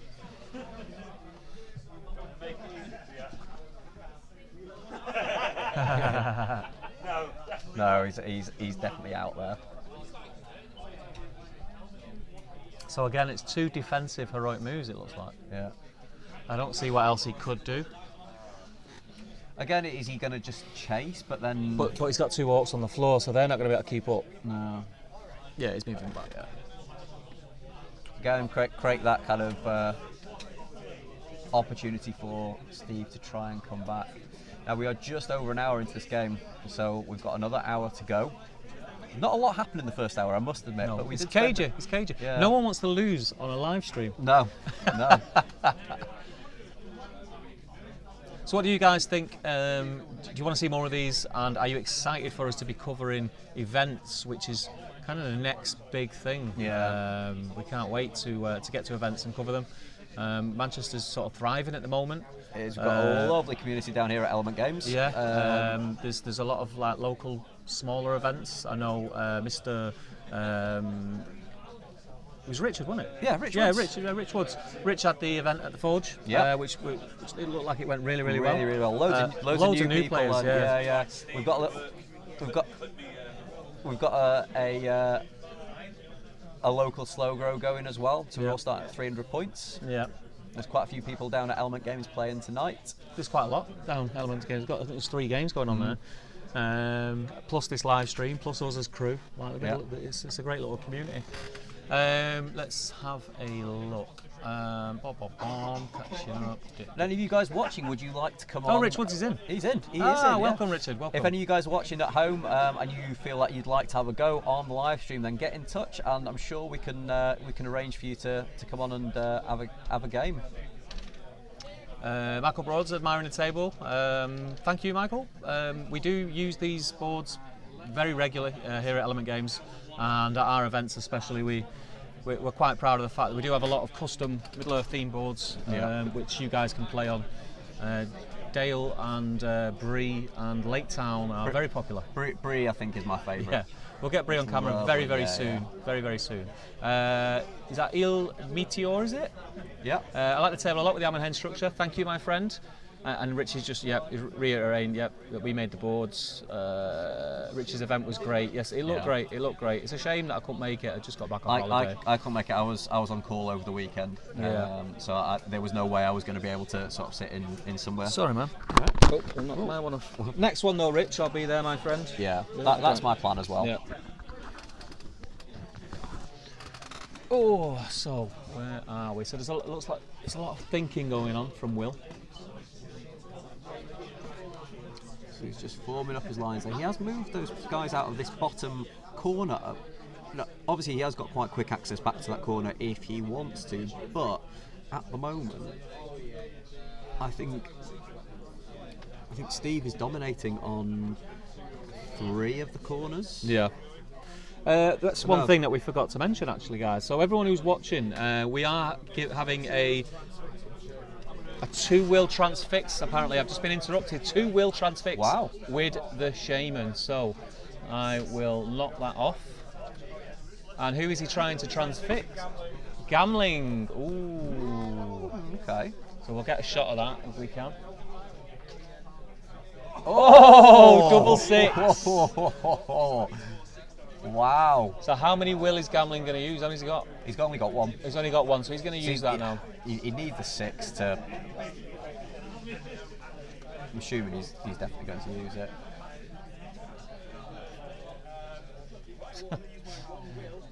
Our cameraman's drunk. He's trying to resist with 1. He needs a 6. He needs a 1 dice 6. 1 dice 6.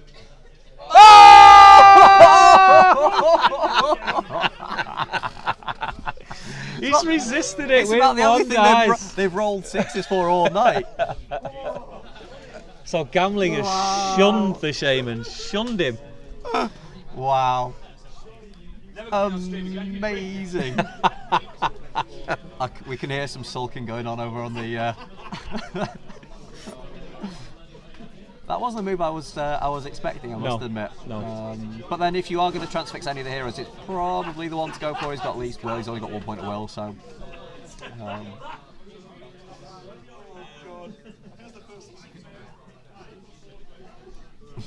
It's a bit of head shaking going on. Will's devastated.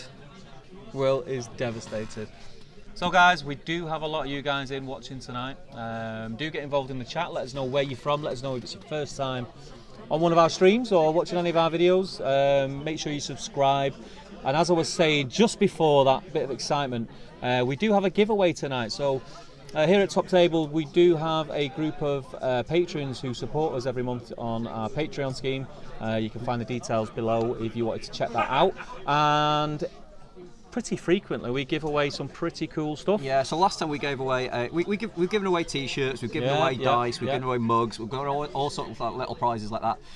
Last time we gave away a Pelennor Fields box set. We did. And that was run by Mr. Rob Camp over in Dubai. Yep.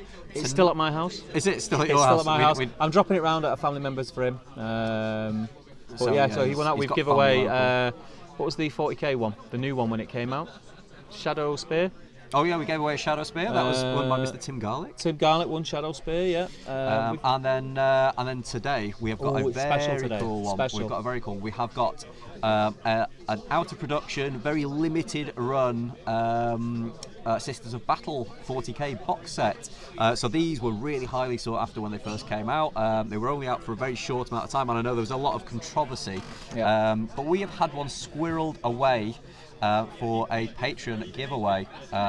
So if you want to be in with a chance of winning this, you need to join our Patreon scheme at over $5 or more per month. And you will be automatically entered into the draw. We are going to be doing the draw for that at the end of the stream. So if you wanted to join that, how many is it? How many is in with a chance to win that tonight? I think there is fewer than 25. Okay, we'll work out the number. We'll work out the number. So there is a really good chance of you winning. So and obviously you get to support us and encourage us to do more things like this. And in all honesty, it's the Patreon that makes this all possible. We wouldn't be able to do this without the support of the patrons, to be fair. You know, the patrons pay for the studio, pay for us to be able to do stuff like this. But they also kind of help fund some of the equipment that has gone to, and you know, the plan is that we, as I said earlier, we are going to be able to take this on the road. We get to events, and we are going to be doing this sort of live streaming live at events, which will be absolutely fantastic. Yeah.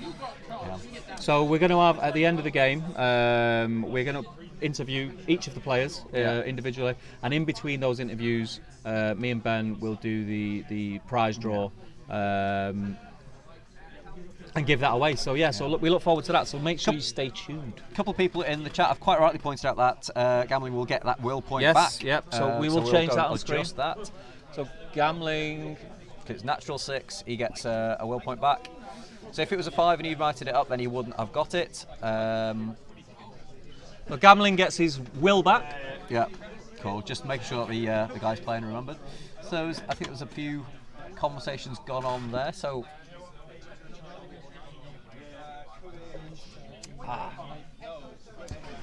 Dan saying, putting it in the diary as soon as you announce the next one. Good man. So we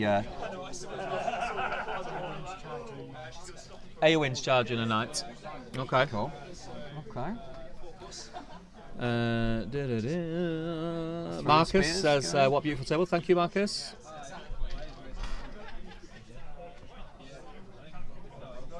And Flying Mammals in. How you doing, Ruth? It's good to have you. Sending you a little kiss. It feels like it's been forever since I've seen you guys. New Year's Open Day. New Year's Open Day, yeah. I hope you're doing well, and I hope the New Year's going well. We're in mid-Feb already. How's that happened? It's crazy. How has that happened? It's crazy. It was like before though. 1 minute it was 5 o'clock, and then we looked like we're streaming in 15 minutes. Yeah. So Steve's moving more of his cavalry into throwing spear range, it looks like. I think he's sort of realised he needs to whittle them numbers down. Yeah. Strength 3 against defence 6 is still only going to be 6s though, so you know it doesn't really make a difference whether he Oh no, with a bow he would be needing 6s by 4s, wouldn't he? Yeah. So we're moving into the shoot phase now, guys. And they're just The orc tracker. pre-measuring. The little lowly orc tracker.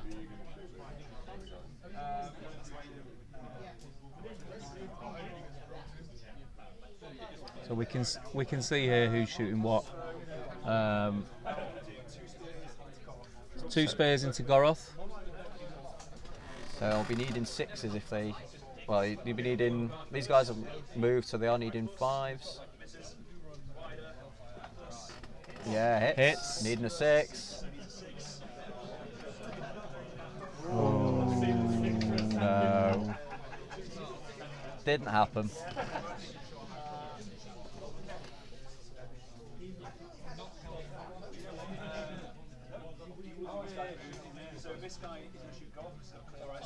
Yeah, so another shot coming in at Goroth, it looks like. Yeah, you can see where they're pointing. Nope, misses. And the next one, there would be. He's going to just shoot in the orc, I think. Targeting the orc, yeah. Hits. No. And another. Shooting at Goroth. Hits. That's Hidden. changey dice. Yeah. Ooh.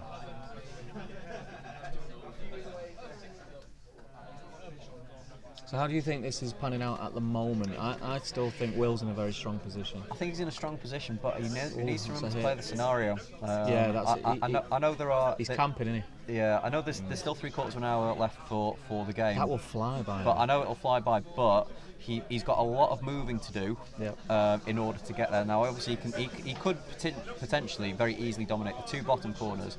The 2 top ones, I think he's pretty much going to have to concede. Yeah. So we're into combats, and it looks like it's the Morgul Knights is the only combats there from what I can see. So we'll get a tighter shot in there for you.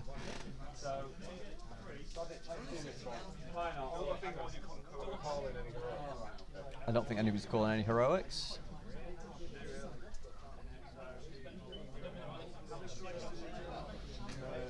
Can we get tighter in on that?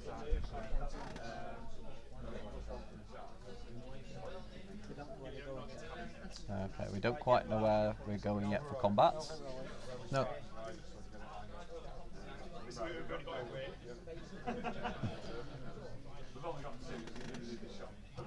Okay. 2 combats. We've got Dernhelm against one of the knights, and I think we've got Gambling and 2 guys. So, Dernhelm first. see, I'd have been tempted to call heroic combat with Gambling. Oh, was the 6s? Roll the 6 out the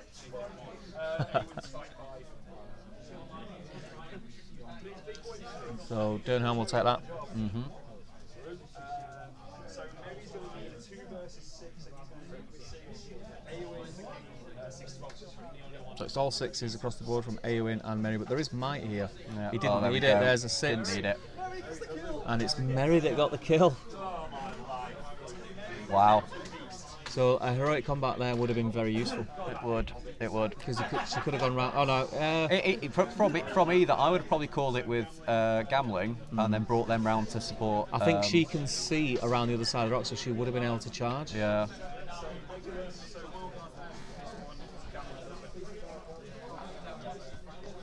There's a 6. Lee Ward, yeah, we're aware of that, pal. It is something we're working on. Mordor's equaliser. We are aware of that, the glare on the Isengard dice.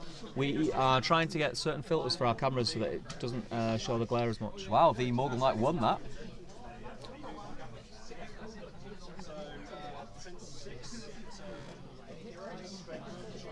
that.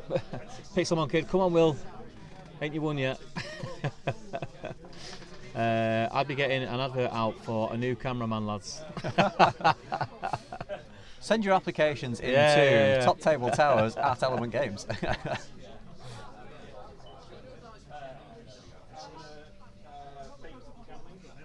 Oh, looks like Gambling's Winston on using Gambling. a fate, yeah. and he fails it. He's using a might. Okay.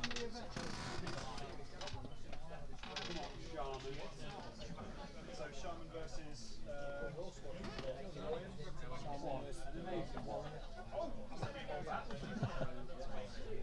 So this is the shaman. Oh, there's a shaman. I didn't notice there was a shaman just around the corner there. Ooh, the shaman looks like he's lost.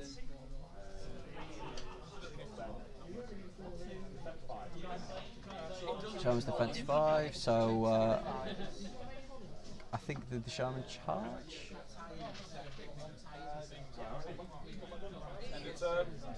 So that's the end of the turn. So we're going into the next turn. So turn 6, I believe. Yeah, so we roll for priority. Merry will get Mike back. This is where gambling just is. Oh, did Merry use? Who got the Mike back? Did he? What's his original Mike score? 1. He didn't use it. He didn't use it. Yeah, but he got one back. You got one back already. Yeah. So yeah, Mary's kept his point of might. It's all right. It's all right, guys. We know how to play this game.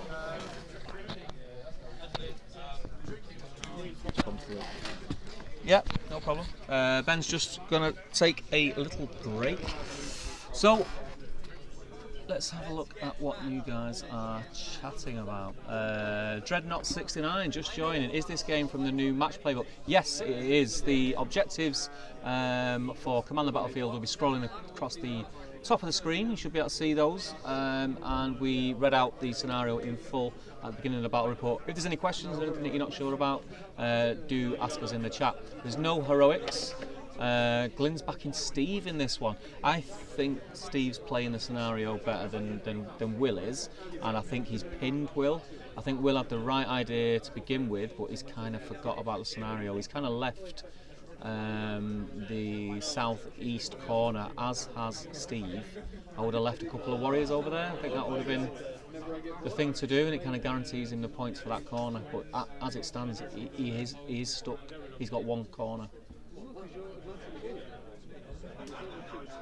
So there's just some precise measure checking going on here. He's going to throw a spear on the way in on this charge. So Morgul Knight, he rolls a 1. No problem, Dreadnought. No problem. What I missed? I missed throwing spear on a charge into a Morgul Knight, my friend. Mm-hmm. I will mic you up. No.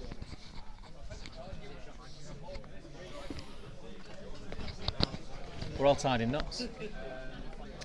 Get a league started for live stream. I'd be up for a game a week. If you're okay with my missus, that I can get out once a week to live stream, that'd be great. But yeah, we're doing a slow grow. Pixelmon Kid, who are you? I'm assuming you know these guys, so you're someone that I know. Let us know who you are in the chat. But are you joining in on the slow grow? We may cover some of the games on the slow grow that are in our groups. Or is he just saying that he'd be up for watching a game a week? Or yeah, you just want to sit there and watch games. But I'd love to do a game a week. It's probably more than likely going to be a game of Fortnite that we can stream until we're doing tournament weekends, which we'll be streaming all weekend. Yeah. 3 to 7, all weekend. 3 to 4 games a day on the Saturday and Sunday. Malte Jacobson, can someone tell me why the total points in this scenario amounts to 14 points? Isn't 12 the normal number? I think it's 12. I thought it was 12. So I think it's 2 per corner, so there's 4, so there's 8 points there. There's 2 for leader, and then there's 2 points for being broken. Yeah, that's 12. So 12 in total. That's 12, yeah.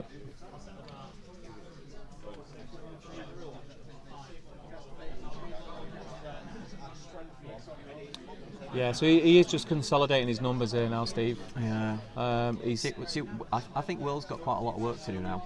See, the thing is, what Steve's doing is, I understand why he's doing it, in the sense that he's... I don't want to use the word panic, because he's not panicking, he's got no reason to panic whatsoever, but I think he should be thinking, he should be quite happy that Will is staying in this corner. Yeah, absolutely. Absolutely. You know, I'd just stay there just as a bit of a threat. Keep him there. Send a couple of riders off to get the northwestern corner and hold that. Yeah, exactly. Send a couple of riders around the ruin to take the. I think there's still 40 minutes of the game left to go. I don't think it's he's still got time to be able to do that because with the 10-inch movement and things, they're not far off being there already. But I always do this. I always misjudge how much time I've got left in a round, and I think I've got plenty of time to get people moving. To move people. And actually, you think that's going to take me potentially 3 moves. Yeah. If he's going to have to go all the way around the road and get out with 12 of the centre, yeah. that's potentially 2 moves for him. Yeah. Rich was just pointed out that the scrolling text at the top is wrong for leader and broken VPs. We do apologise. With it being the new scenarios, and we didn't have these inputted into our overlay, which was beautifully done by Mr. Pat Gorn, who's in the chat tonight. How are you doing, Pat? And Jay had to quickly rush off to the office and type it up on a different computer, and it was literally 3 minutes before we went live. So we do apologise. We will update the overlay with all the new scenarios in the next few days. So yeah, don't worry about that. But yeah, we do apologise for that. Battle games in Middle Earth. We've corrected that. Pixelmon Kid, and I'm up for playing once a week, or even if you get a league going where you stream 1 game a week, it'd be a good laugh. Well, we meet down at Element. Come down, man. There's a good group of us down here at Element Games now. Wednesday night seems to be kind of like the main night, so we do tend to do streams on the Wednesday night. But when we're not streaming, I've been down a few times. I know you've been down a couple of times to our games on a Wednesday night as well. Mm-hmm. So yeah, get yourself down on. Yeah, come down. Get involved if you're not already in it. Obviously, I'm assuming. So we're in the shoot phase. I'm assuming that you are on the Top Table Gaming community Facebook group, but also get on the Element Games Middle Earth Strategy Battle Game group because that's where most of the games are arranged that are played here at Element Games. Shooting at Goroth. Oh. Needing a 6. Oh! It rolled off the 6. But yeah, as I was saying, there is a slow grow league which Colm has very, very kindly put a lot of time and effort into. Yeah, fair play to him. Once that kicks off and people are finding their feet, you only play 2 games a month. You start at 300 points every month. Yeah. You increase by 100 points, so it's a nice way for newer players to build an army, or if you're a veteran and you want to try a different army, it's a nice way to get that army built up and painted. Yeah, absolutely. So I'm going with Rohan. Yeah, I'm doing Isengard, and also as well, which is going to be semi-regular, is a Battle Companies kind of campaign. Need a 6 to wound. Let's see what for noobs, which I'm just going to let the slow grow get kicked off first and let everyone find their feet, and then we'll announce a Battle Companies, probably that once a month. Yeah. One of the Wednesdays a month. Battle Companies is great. You can get 3 or 4. I'm really looking forward to it. Yeah. The tracker's just to roll the 6. No, I don't have to roll. Host or rider, or is it? Oh, so we're in the combat phase. He's pointing Mike with the shaman.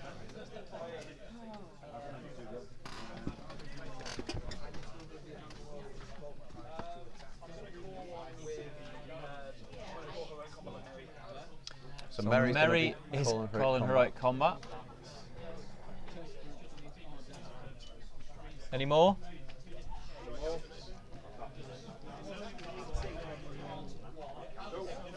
So just Mary's combat. So we'll get a tight shot on there. And I must admit, I would have been quite tempted to get gambling in there just to call a heroic combat.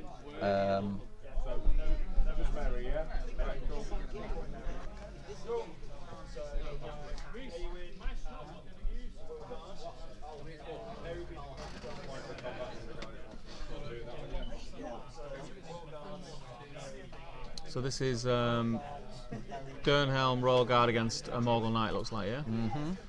And that is 6s across the board. So he doesn't stand a chance. It's all 6s to wound. Yes. 6. Yeah. So these both get to move on now, right? I don't think they. Oh yes.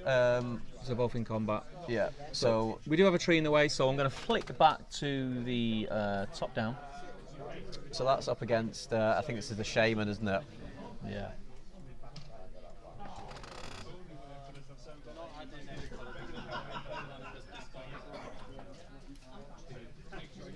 Two from the shaman.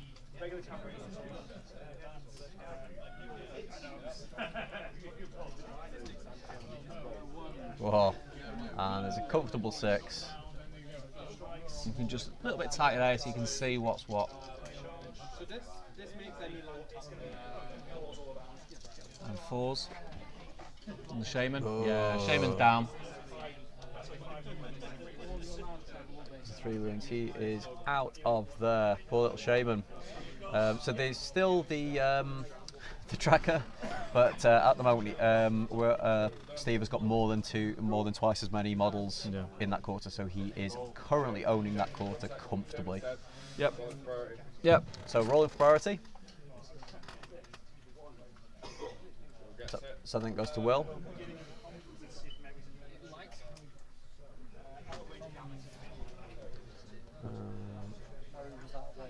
Yeah, Merry was out of range of Gambling Banner, so he won't be getting a point back from this turn. But I don't think there's too much danger there. No. No heroics.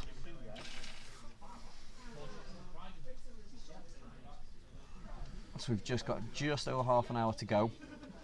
Will's on the back foot here, I think. Yeah. Will's in trouble. Will needs to do a lot now in 2 turns. And you know that they need to be 2 very quick turns as well, really. Yeah. So this is, the big difference between tournament play and sort of casual play. Now, if you were carrying on, you played this game out till the end. I think, that there is still time for Will to do a lot because he's still, he's hardly lost anything. He's lost the odd orc here and there, but he's not really lost an awful lot. But obviously in tournament play, you've only got a certain time limit per round. Yeah. And you need to sort of do what you need to do within that time.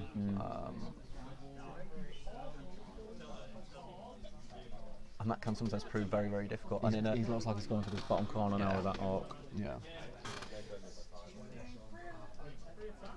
So I think, the guys that are up in that Steve's got up on the top corner up here. Oh, he's charged in. He's charged in with the tracker. I mean, I'd have been tempted to run in the wood. Yeah. I would have been tempted to run in the wood. I know someone in the chat asked about the bases of the trees. So, where that little bit, them few fights are, that is difficult terrain, but the single standing trees with the bases, they are just bases that are holding the tree up, and they are not difficult terrain. Do you know what? I'd have been tempted to charge everybody I could onto that orc tracker. Cool heroic combat. Get point Mike back free next turn. Yeah. Rob Cocker saying, "What event is this? This is not an event, Rob. This is just a one-off game. We are honing our skills in streaming these Middle-earth strategy battle games to you guys, hoping you get on board and get involved in the chat. And the main aim is eventually, once we've honed our skill, is to take it on the road and go and support local events and stream from the events all weekend, Saturdays and Sundays, or it's a single day event, just Saturday or the Sunday." Anton Turlink says the shaman was inside of the forest, so the cavalry lose the bonus for the charge. No, I think the cavalry weren't in. I think the shaman might have been, but I don't think the cavalry were. Now, we didn't have a great view from here because we can pretty much see what you guys can see on the screen. But from what I can see, I think the shaman was in on the inside, but I think the cavalry was still outside. So, Bonar says, "Knights don't kill people, trackers do." So do the police.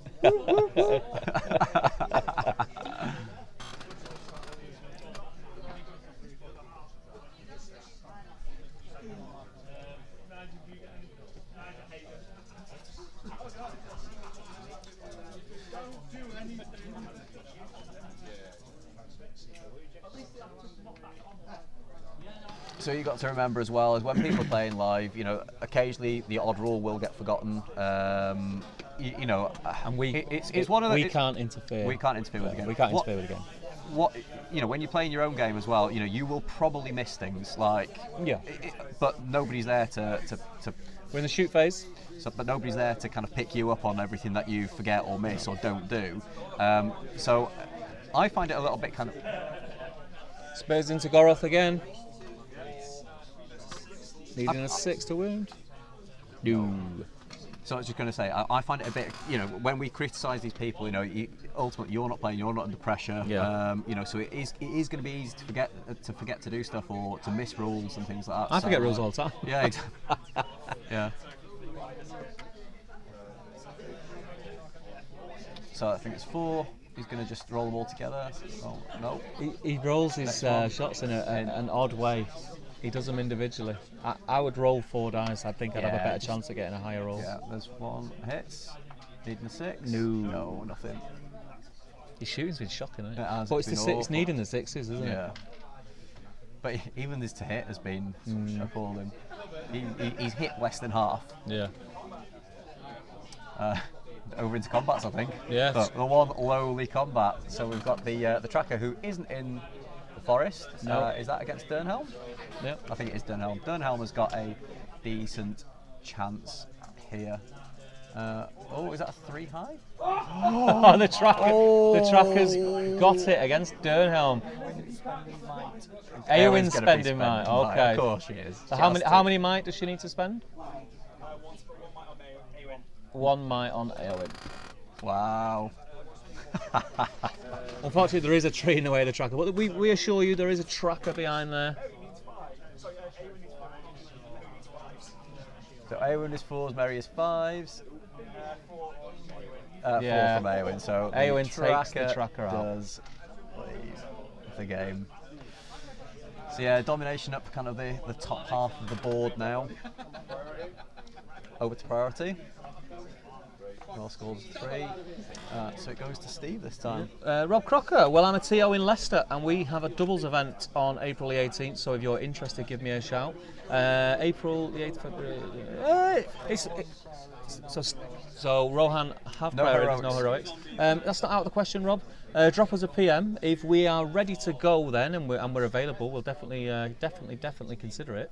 We're happy to help other TOs out and just help promote their event. Get in touch with us, drop us a message. Glyn says, what about a 12-inch dead zone in the middle of the board? You're correct, there is a 12-inch dead zone in the middle of the board. That's not difficult terrain because it's just counted as it's more for point scoring rather than being a patch of difficult terrain. Steve's now positioned now to take the corners, isn't he? Yeah, he is. He's getting ready to, because he's kind of taken this. Well, he's at least challenging on this bottom corner, on the bottom on the eastern, southeastern board corner. I think Will's definitely got the bottom corner. Yep. He's going to struggle now with 25 minutes left. I think he's going to struggle for time, struggle to do enough killing and things. Yeah. There haven't been many opportunities for kind of the epic cavalry charge, No. and I think that's like it's that fine line, isn't it, between Will's played well to avoid that. Yeah. But in doing that, he's kind of limited what he's able to do with the scenario. Yeah.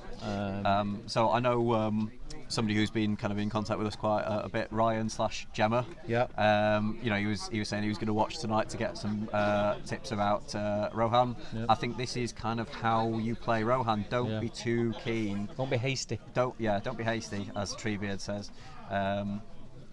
You want to be making sure that you are only charging when you have got when it's absolutely the right time to charge, when you've got a good opportunity to charge. Don't just sort of charge them straight into their lines, because if you do that, you are going to have a bad time. Yeah, 100%. So Will's moving back to try and take 2 corners potentially. Yeah. So if they get another turn in, then he'll be able to move some of them over. But then Steve could potentially just move a few over into this corner, just sort of and they could just basically do this around the board. And Will, say Steve can very easily contest the bottom left corner of the screen. Yeah. It's interesting. Very. We are an hour and a half, just over an hour and a half in.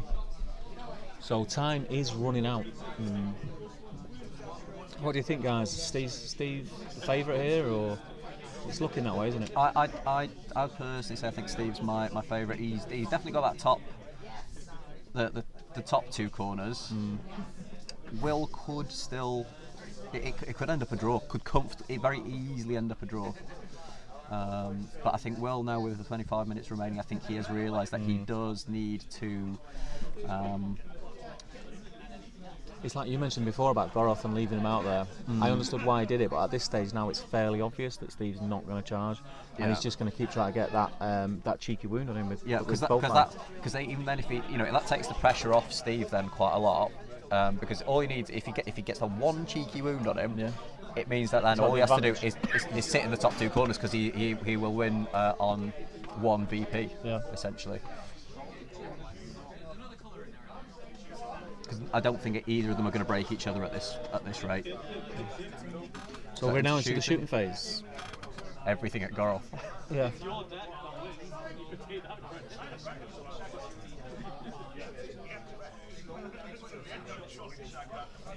So shooting into Shagrat now.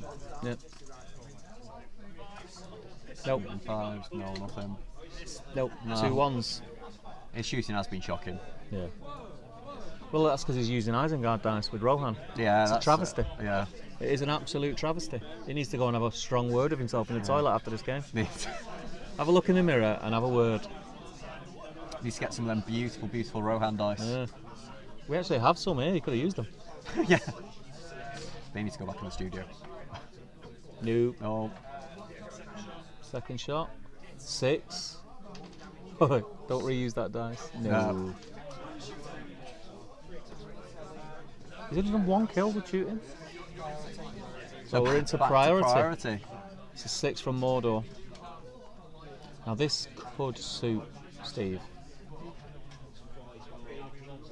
The Will needs to be careful. He needs to make up some ground, but also be careful in how he does it.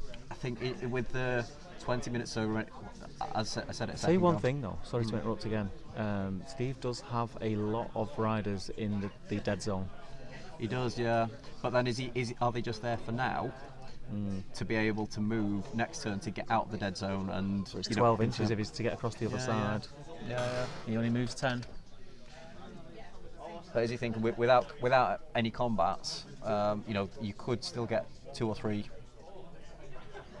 turns. So Will's just. He's sat on that kind of. He's going for that corner, isn't he? But he's going for that line. It looks like he's kind of sat literally on the halfway line. So is he just trying to have equal numbers, kind of either side of with Steve being sat where he is, with them Rohan riders on the eastern side there, like you say, it's only a couple of inches for them to hop into the bottom quadrant. But Will's just got a lot of riders. Sorry, a lot of orcs. A lot of orcs, yeah.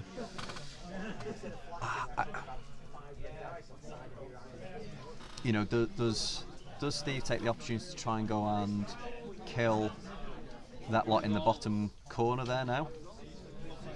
Some pre-measuring going on. So that's an opportunity for him now. If he can get weight of numbers over to this side of the board. Will is moving them well out of range there. Yeah. Lee Ward noticed, glaringly obvious, but he has to be shy with them, so to speak. Shagrat and Goroth are pretty costly to have not done anything. Yeah. I totally agree. I probably would have been a little bit more proactive with them and forced Steve to back up into that corner and more comfortably held the bottom two. Because they are nasty heroes. Yeah, Steve does not want to get into a combat with us. I feel like Rohan should be using more light with the free replenish, more might with the free replenish, and also Goroth should never be ending the game with 3 might. When have there been opportunities for Will to use Goroth's might? Yeah, it is, but it's that thing. Yeah, you can be overcautious. They won't be aware that there's 20 minutes left. No. They'll probably feel like they're about 15 minutes in. Yeah. As I said, like when you're playing in a tournament, I always underestimate how much time I need to do stuff. You look at the clock. You think, oh, I've got an hour and a half. Oh, I've got an hour and 15 minutes. Oh, I've got an hour, and then all of a sudden there's 20 minutes left. Yeah. And then you think, flipping out, this last turn's going to take 20 minutes, so we've got to do what I need to do now. Yeah.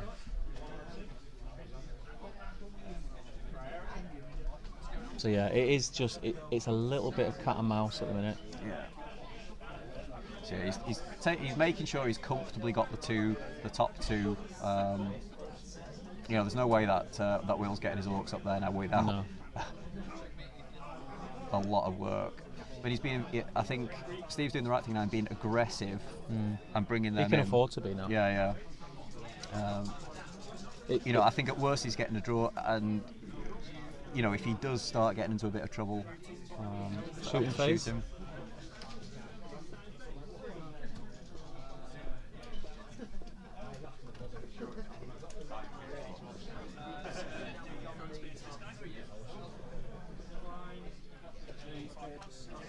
Throwing spears.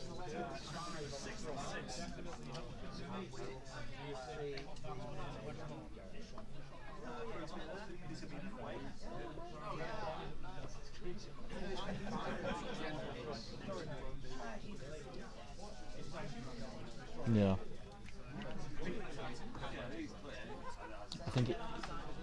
I think Will come away a little bit frustrated that he was a little bit overcautious. I would have probably steadily been just trying to move up the board a little bit. Yeah. Tried to make Steve make a move. No. Standard. I didn't expect anything really. So I think there's just a bit of counting up how many are in each quadrant at the moment. Just over 15 minutes left. Yep.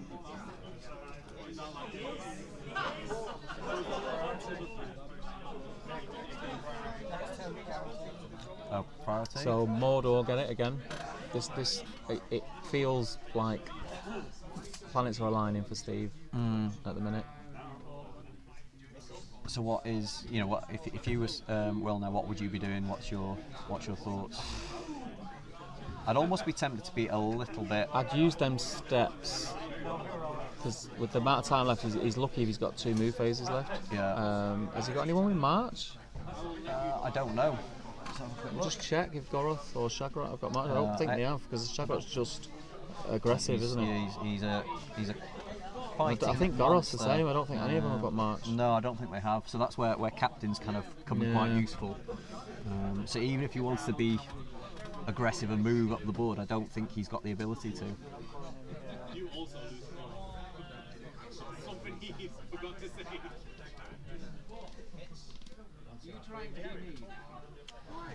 So Will is definitely being a little bit more kind of cagey and a bit cautious about making sure he's got people on the left side of the board, so that he can at least contest it.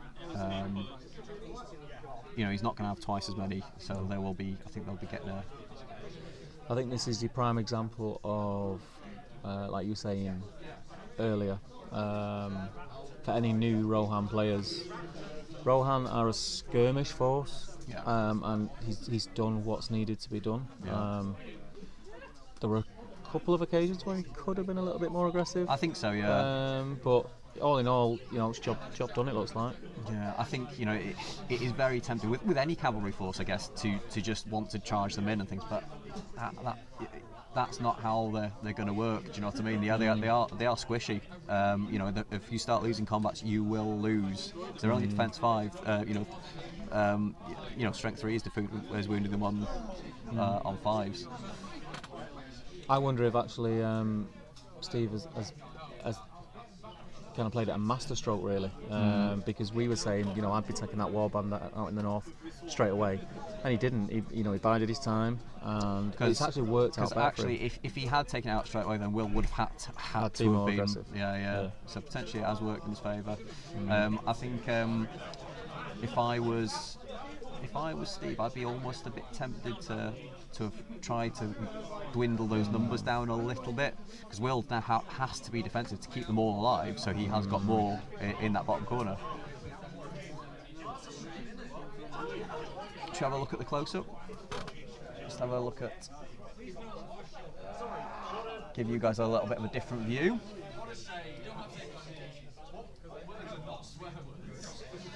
if I was Steve now and I'm shooting, I would just be going for orcs. I wouldn't be bothering going for heroes, just to try and get rid of some of those numbers. I mean, it's still 6s, to be fair. Yeah. I think you just be throwing everything at Goroth, I think. Yeah, I think Goroth, if you can get in on Goroth, then absolutely. Oh, he's The one. Ron, so he's going to charge in on him.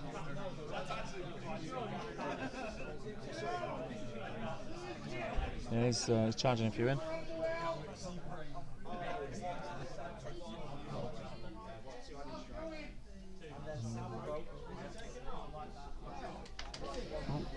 He's throwing, but he's hit. Needing a 6.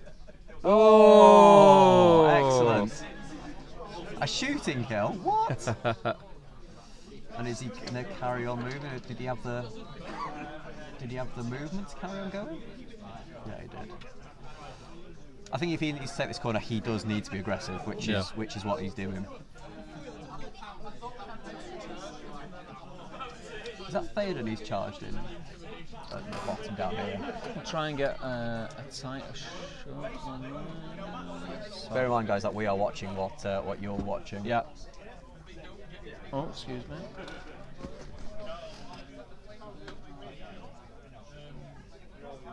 He's really putting the pressure on Will here. He is.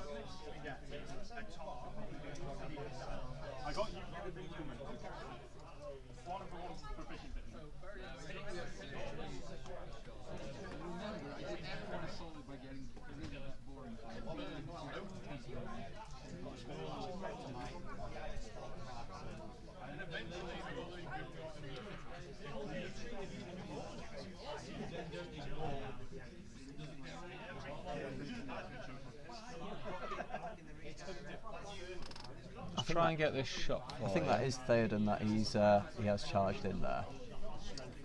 So he'll be able to heroic combat. He's got gambling nearby anyway, so he'll be able to replenish. Theoden's still got a point of might anyway, so he will be heroic combating, I would imagine, from there. So there's the opportunity to maybe kill 2 or 3 this turn. Yeah. I mean, he's waited right. There's like 12 minutes left. Yeah. And this is the kind of charge that, if it goes well, will not only will he probably not be able to recover it, he won't have the time to try and recover from it anyway. No. So this is likely to be the last turn of the game, I would imagine. Yeah.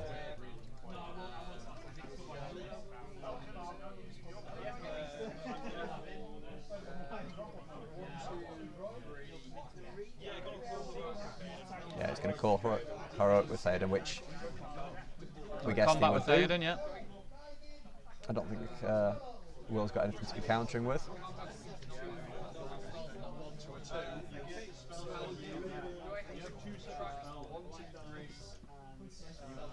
This could sting. A Royal Guard and it's only a 5. So He's got a banner reroll. Oh no, He's 5 one took off. it. Yeah, He's the one 5 off took it. He fight didn't value realise anyway. it 5. Yeah. he's on his bum as well. So 5's He he's dead. takes him out. Yeah. And the 2 can now move on. So Shagrat's there. Shagrat's not the leader. I know he's not, but I wouldn't be charging Theoden into No. Shagrat. Not at this, because I'd ignore Shagrat. yeah, just go for the numbers.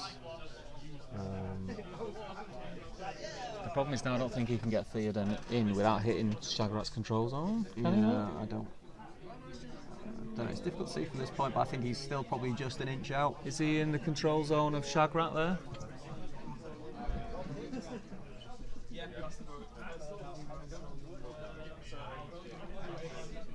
Just out. Just out. Okay.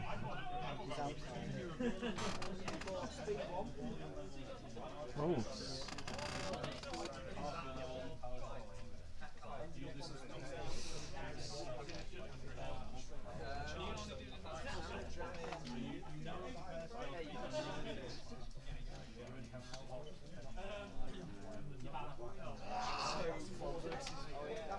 Oh, Just it's a running 6. through, yeah, we're just running through some of the combats here, guys.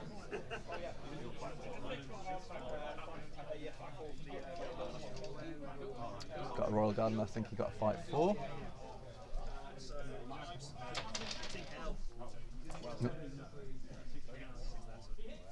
630, he's taken out.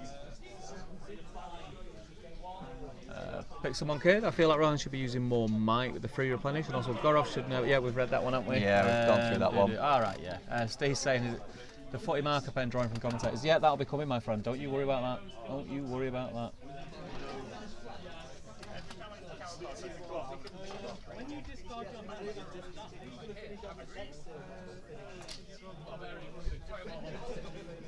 So that was the Theoden and Royal Guard. Took and out the second fight. Yeah, which is good. You know that has really put some pressure on Will now to make sure that he's got numbers. I mean, we're into priority. The problem is here, Shagrat could hit Theoden and Merry getting a mic back.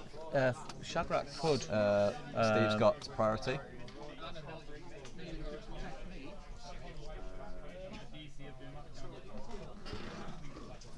Shagrat could inflict a wound on Theoden, but Steve's got priority. So it's, do you just try and completely stay out of his? I just think no. Maybe just throw a rider in just to time up. Yeah. Then again, if he chucks a rider of Rohan in there, the rider goes up to fight 5. Rohan Royal Guard. He goes up to fight 5 if he's within 12 of Theoden. So he's already matching Shagrat. So if he's got enough in there, he chucks a couple of riders in as well. Gorov's going to call a right move. Okay. Interesting. So he's not ending on 3. I think you kind of have to. He needs to start using that mic now, yeah, definitely. Not just that, I think he needs to try and clear some of these numbers. He's getting the charge off on all of these as well. Personally, I'd have been chucking everybody. I'd chuck as much as I can in on the. Will's going to be lucky if we get another turn after this. We've got 7 minutes left. I don't think we will. Not with this many combats now. We'll see how it goes. There might be one more turn, but we'll see. If it doesn't run out before that, yeah.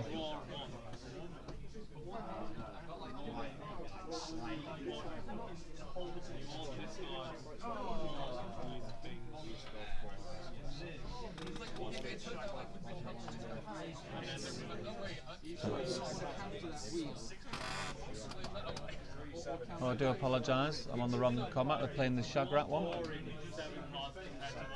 Spear on Shagrat, should I say? And he's charged in. That's the Royal Guard, so he's charged, and so he will have the higher fight value as well now. Theoden's going in as well. That's risky. It's kind of risky now. At this stage of the game, I would say. You'd be playing it safe, wouldn't you? So we'll just show you now. But then, Theoden can strike. Yeah. I'd potentially be playing a bit more aggressively with gambling The as trap, well. he's going for his trap. Oh, he's not going to trap him. No. As I say, I'd be playing a little bit more aggressive because gambling's not really. This is probably going to be the last turn of the game, I would imagine. I mean, Theoden could strike. Shagrat could strike. Shagrat hasn't got any might left. Oh, so I'd throw gambling in then. Yeah, exactly. Trap him, yeah. Because the more dice you've got, trap him, and the more dice you've got, there is a chance that Theoden could really blunder. Yeah. I think the way the game is, it's highly looking like this could be the last turn. Yeah, because even pushing it to another turn, if the time isn't run out by the end of the combats, I think it's going to. The outcome will still be the same. Yeah. It was either that or me discarding Cyclonic Rift. And then that last rider, if he can see Shagrat, I'd be going and trapping him now. I don't know if he'll be able to see him because of that rock in the way. Yeah, he's going in and trapping Shagrat, I think. Yeah, he's trapped. it. Yeah. It's 3 on him.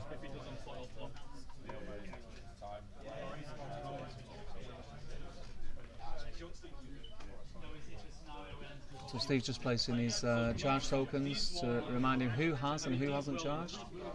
And Will is just trying to ping a few of the Rohan warriors out of the fights that they're already in. So he's stolen that Royal Guard off, but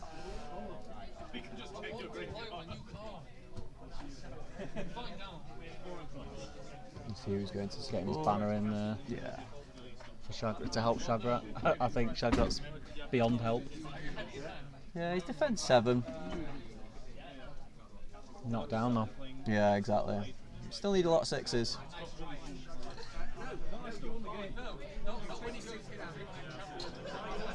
You're fighting with the Royal Guard, right? Yeah, you would.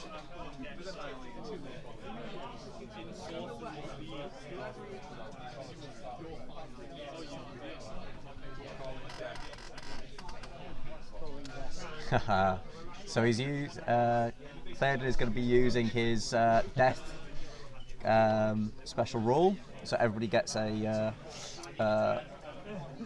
heroic combat for free. This is going to hurt. See, I wouldn't have been calling. I'd have been. Theoden strike. Yeah, absolutely the right call.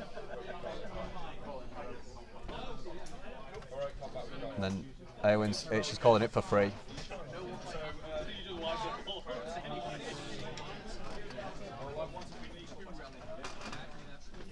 Good. Get Goes it. to good. Eowyn's first.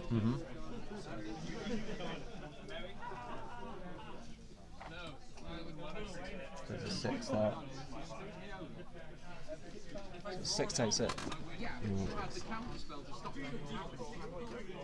Banner's loose. Oh no, it's not. Not at the moment, but it will be. Well, yeah. 5.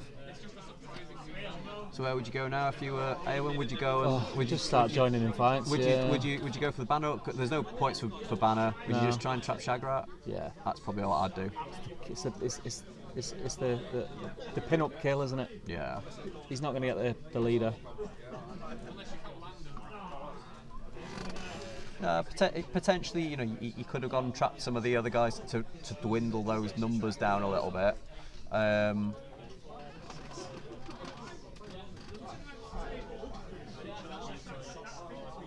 Oh.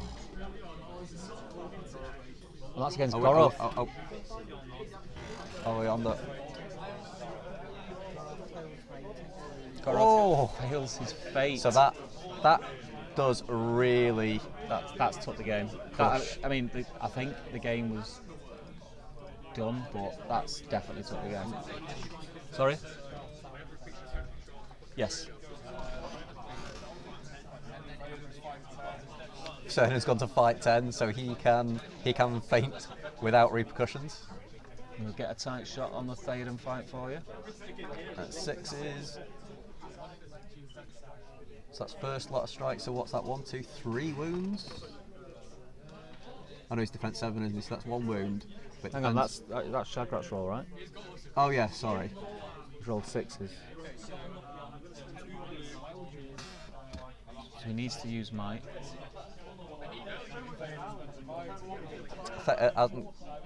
Theoden's out of might.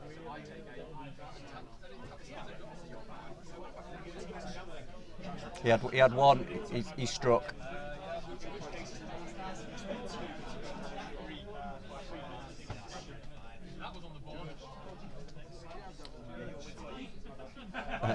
So it looks like Shagrat has won that because there isn't enough might on any of the models to. Evil has took that combat. So we're working it out now. So Shagrat rolled a 6. Banner reroll. So we do have a There is banner. Oh. Okay. So that was Wow. That just shows you how confusing it gets. You know, like with things like where might's up and down, up and down, up and down. You can get confused. Yeah. Luckily, we're in the privileged position of being able to Yeah. sit here calmly and keep note of what's what. Yeah. That Durnhelm is beautifully painted. Yeah. Both armies look lovely. Strength 5. Strength 5 versus defense 7. Now we need 5s. 2 wounds on Theoden. Wow.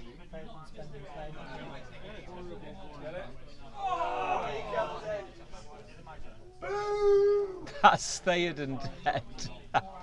That has swung the game. Oh my days. So Theoden is dead. He took 2 wounds. He failed his fate.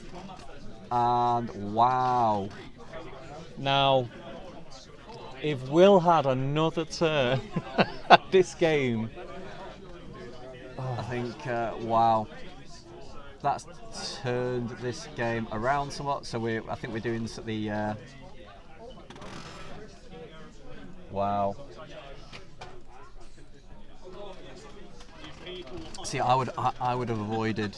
I know that the dice were. we said it was a risk. We said it was a risk on Shagrat. We said it. We called it. You know, you'd think we actually play this game. I mean, Mordor are rolling 6s for fun now. Yeah. Oh, he got a bit too cocky. We need to get him a t-shirt made. Steve Cocky Thorley. Oh, There's another 6. so,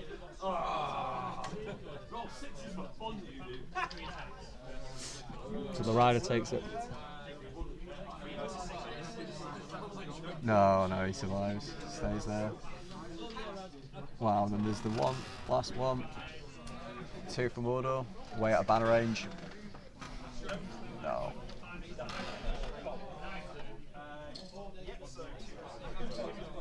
So there's 3.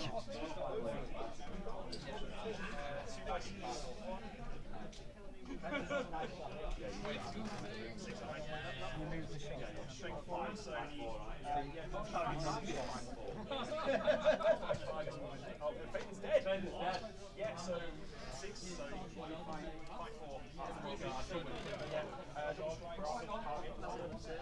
5-4. Remember, guys, we cannot interfere in the game. Yeah. It's the one thing that we can't do.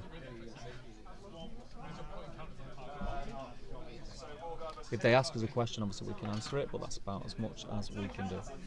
They're responsible for knowing their own rules.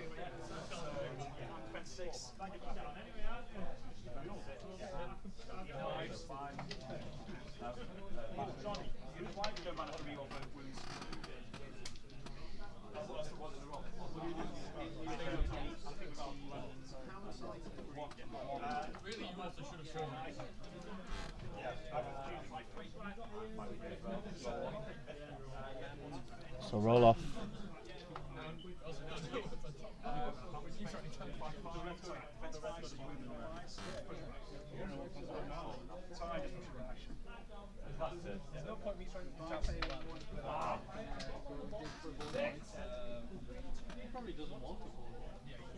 And the last one, 2.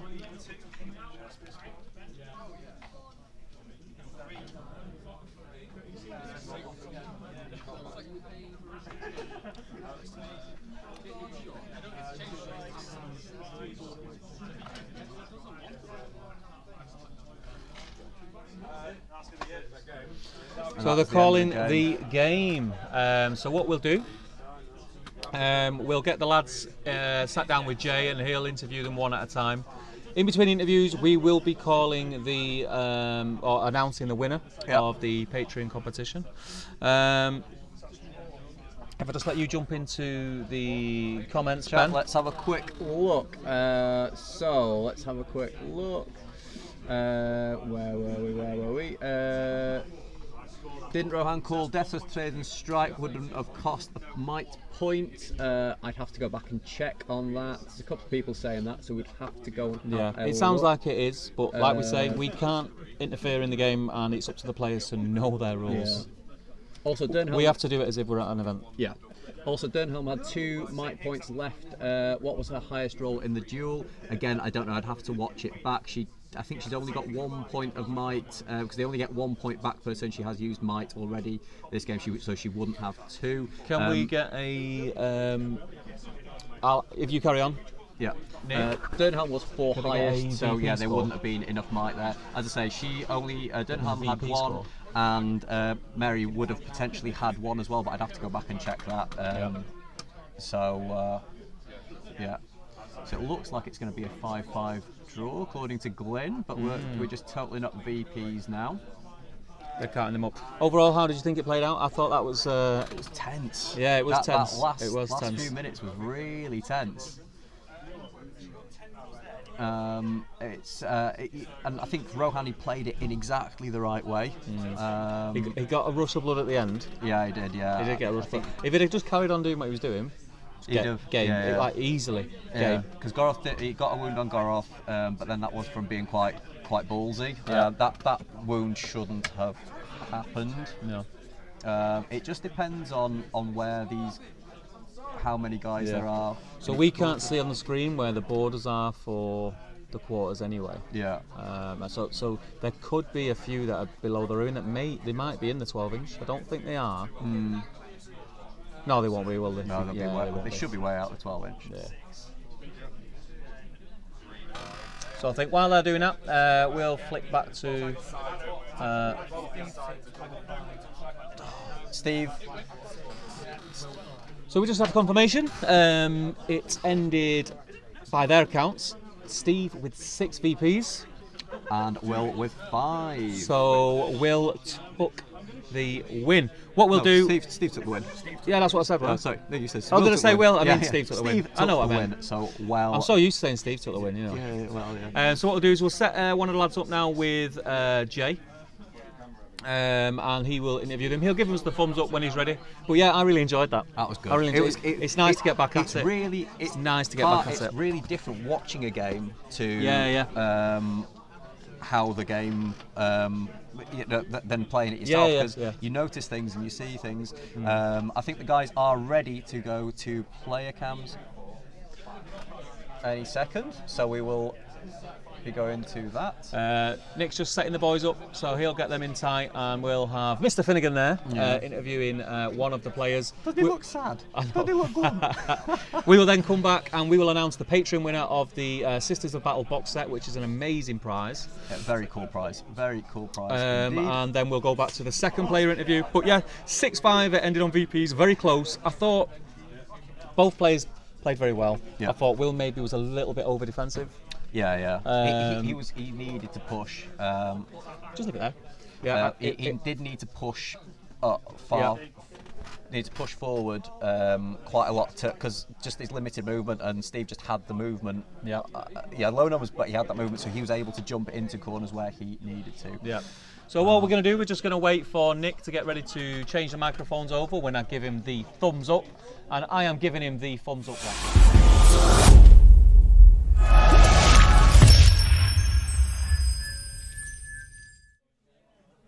We good? Okay, hello. Welcome back to the After Action Report. That was a...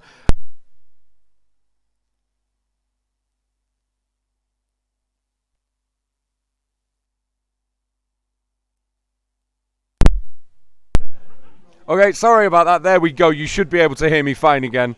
Top Table Nick may have just fell over the microphone cable, but it's fine. He's okay. And we've just had an interesting game, and unfortunately, mate, you didn't bag the win there. It was really interesting. So, what was your game plan going into it, pal? I'll be honest with you. I didn't know what to expect. Having played yesterday, I felt like I needed a bit more terror or something like that. So I need to be that close. Having realised he was going to play a skirmish game, I tried to channel him to be less of a threat coming in on the charge. You know what I mean? I saw that. It was interesting. Obviously, there was a lot of 2s on the Maelstrom rolls. Yeah. I was surprised that he gave you the bulk of your army on one board edge. I was as well. Especially one with a big terrain piece that was bottleneck. But then you kind of set up, I think, to fortify for a huge charge that didn't come when you expected it. No, it didn't. No, it definitely didn't. I mean, that's what I was doing, but I was at the same time. I kept Goroth in the middle so I could control both parts of that board, so I was definitely getting at least 2 points or 3 points. You know what I mean? So that was my game plan there. Let's be honest, getting the shaman at the top with the 2 Morgul Knights was not what I wanted. There's nothing I could do. I was out on a limb, and they were going to get moved on. So, how wounded were you when you resisted that transfer? I know, because that was glorious. On the 6th roll, I was gutted, absolutely gutted. I mean, maybe in hindsight, what I should have done was maybe just kept running away with the Morgul Knights, possibly. Just kept getting them to chase me so I could keep the 2 into that corner, and then maybe played a bit more for the scenario with the Morgul Knights. It was an interesting game. It's But- obviously a new scenario, and the fact that it pushes you to the edges for scoring. Did you forget about scoring until the end of the game? It didn't look like either of you were really thinking about it, in my opinion. I was, no, that's why I settled down here. I was thinking about scoring. When he brought in Theoden, I was like, oh, mate, hopefully Theoden's a squishy one. I thought I was going to get 5 points. I didn't read it properly, did I? I thought I was going to get 5 points. The standard for breaking. Yeah, I thought I was going to get 5 points for the killing the leader, but it didn't actually happen that way. Yeah, the bulk of the points in this scenario are the for getting double into each of the quarters, and then leader and breaking 2 each, right? Yeah, If broken. but he and started flapping a bit at the end, didn't he? When I started killing I tell you models. what, Mordor turned it on late, didn't he? And obviously you got all the Theoden at the end of the game. I know, yeah. Yeah, it was. We were all very. We thought he was going to swing at the end, but interesting game. And cheers for coming on. That's all right. It's good fun. Always a pleasure to have you on, Will. And we'll switch back to Steve and Ben quickly, and then we'll grab hold of Steve. Yeah.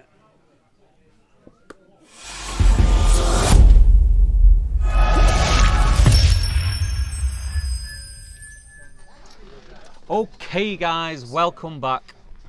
As we said, I hope you enjoyed that interview there with Will and get a bit of an insight into his thoughts playing the game.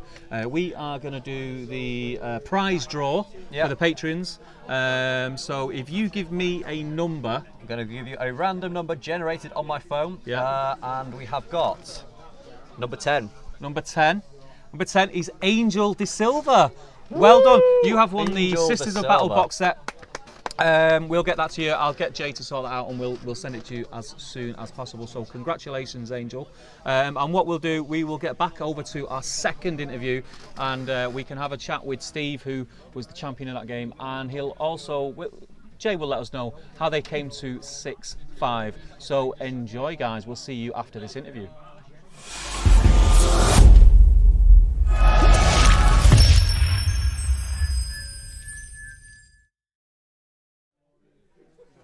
Okay, we are back. Welcome back, and hello, Steve. Hello. Congratulations on the win. Cheers. There. So I believe they are asking how you guys got to 6-5. So the way you guys scored it was 2 for the leader kill, 2 for broken unbroken, and then the models where the enemy had 0 in the quarters, you were counting as double for the purpose of VP. So that's how it became 6-5 because Steve, you had the two. The northeast and the northwest board edges that were just uncontested, and Will had the 2 south edges, but one was contested, one wasn't. And there was one model in it on this edge as well. It was 10-9, right? It was almost a draw at that point. Yeah, Will had Obviously, with that, lucky Mordor kills at the end. we were panicking when Theoden went down for you, mate. I'm not going to You know lie. what? That's one I thought, with the strike and gambling, and none of it paid off, unfortunately, and that's just unfortunately how it goes. I've rolled a lot of 6s early, and they just bailed on me at the last moment. So what was your plan going into this one?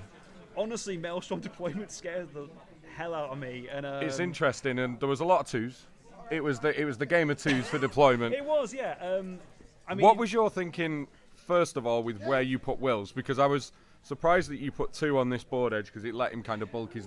I figured you'd try and go 3 for 3, and each of your 3 hit one of his and try and just pick them off, like you did over on the north side of the board. That was my thinking earlier, but then even there's a lot of models in each of his warbands apart from the Morgul Knight and the Shaman one. Yep. So I didn't particularly want, when I've got the average of 4 or 5 riders in each of my warbands, I didn't really fancy taking on an entire contingent. If I get bogged down, I've not got much chance there. Yeah, of course. So early on I wanted to take the Morgul Knights out because they were, not going to lie, pretty scary. Yeah, I mean, that's it. They've got the Treadful, they've got the lance and stuff. Yeah. You got around the Terror, luckily. Yeah. With the warband that hit them. Yeah, so the bodyguards and then Eowyn later on helped out. But yeah, I think towards the end it was more just trying to I wasn't going to bait him out eventually, but I would have to charge sooner or later. But at least making sure I had that engagement done and had half the board was definitely mine was what I was looking for. And then trying to draw a few more, sending one person off to the side to draw a few people out just so there wasn't as much to deal with in the final quadrant, as it were. And then it was called death as soon as I can get people in there, and death didn't pay off, unfortunately. It did start off. I got the few model numbers down, but just not enough for what I needed, unfortunately. And I couldn't get the wound on Straggart in the end, which was what I was aiming for. So. Yeah, of course. Was there anything you'd do differently playing that scenario against that army again? To be quite honest, I probably should have kept gambling a bit closer to Theoden, but unfortunately the Maelstrom deployment kind of hindered that. But I realised I should have moved gambling further in there, but I was focused on just getting those Morgul Knights gone. But yeah, definitely would have moved that over, allowed Theoden a bit more movement early on with the calling the heroics. But yeah, I'm just glad it wasn't Gothmog's Legion, because Vaden's Riders hate it. They do, yeah. Yeah, but no, the Mannans are scary. Strength 4 against Rohan is always scary because it's just going to take them out so easily. So, Of course, Yeah. yeah. Well, thank you for coming on, mate. It was a great game. Cheers. Congratulations Thank on the you win. much. And we'll go back to Steve and Ben to wrap the stream up, and I hope everyone's enjoyed it. Cheers.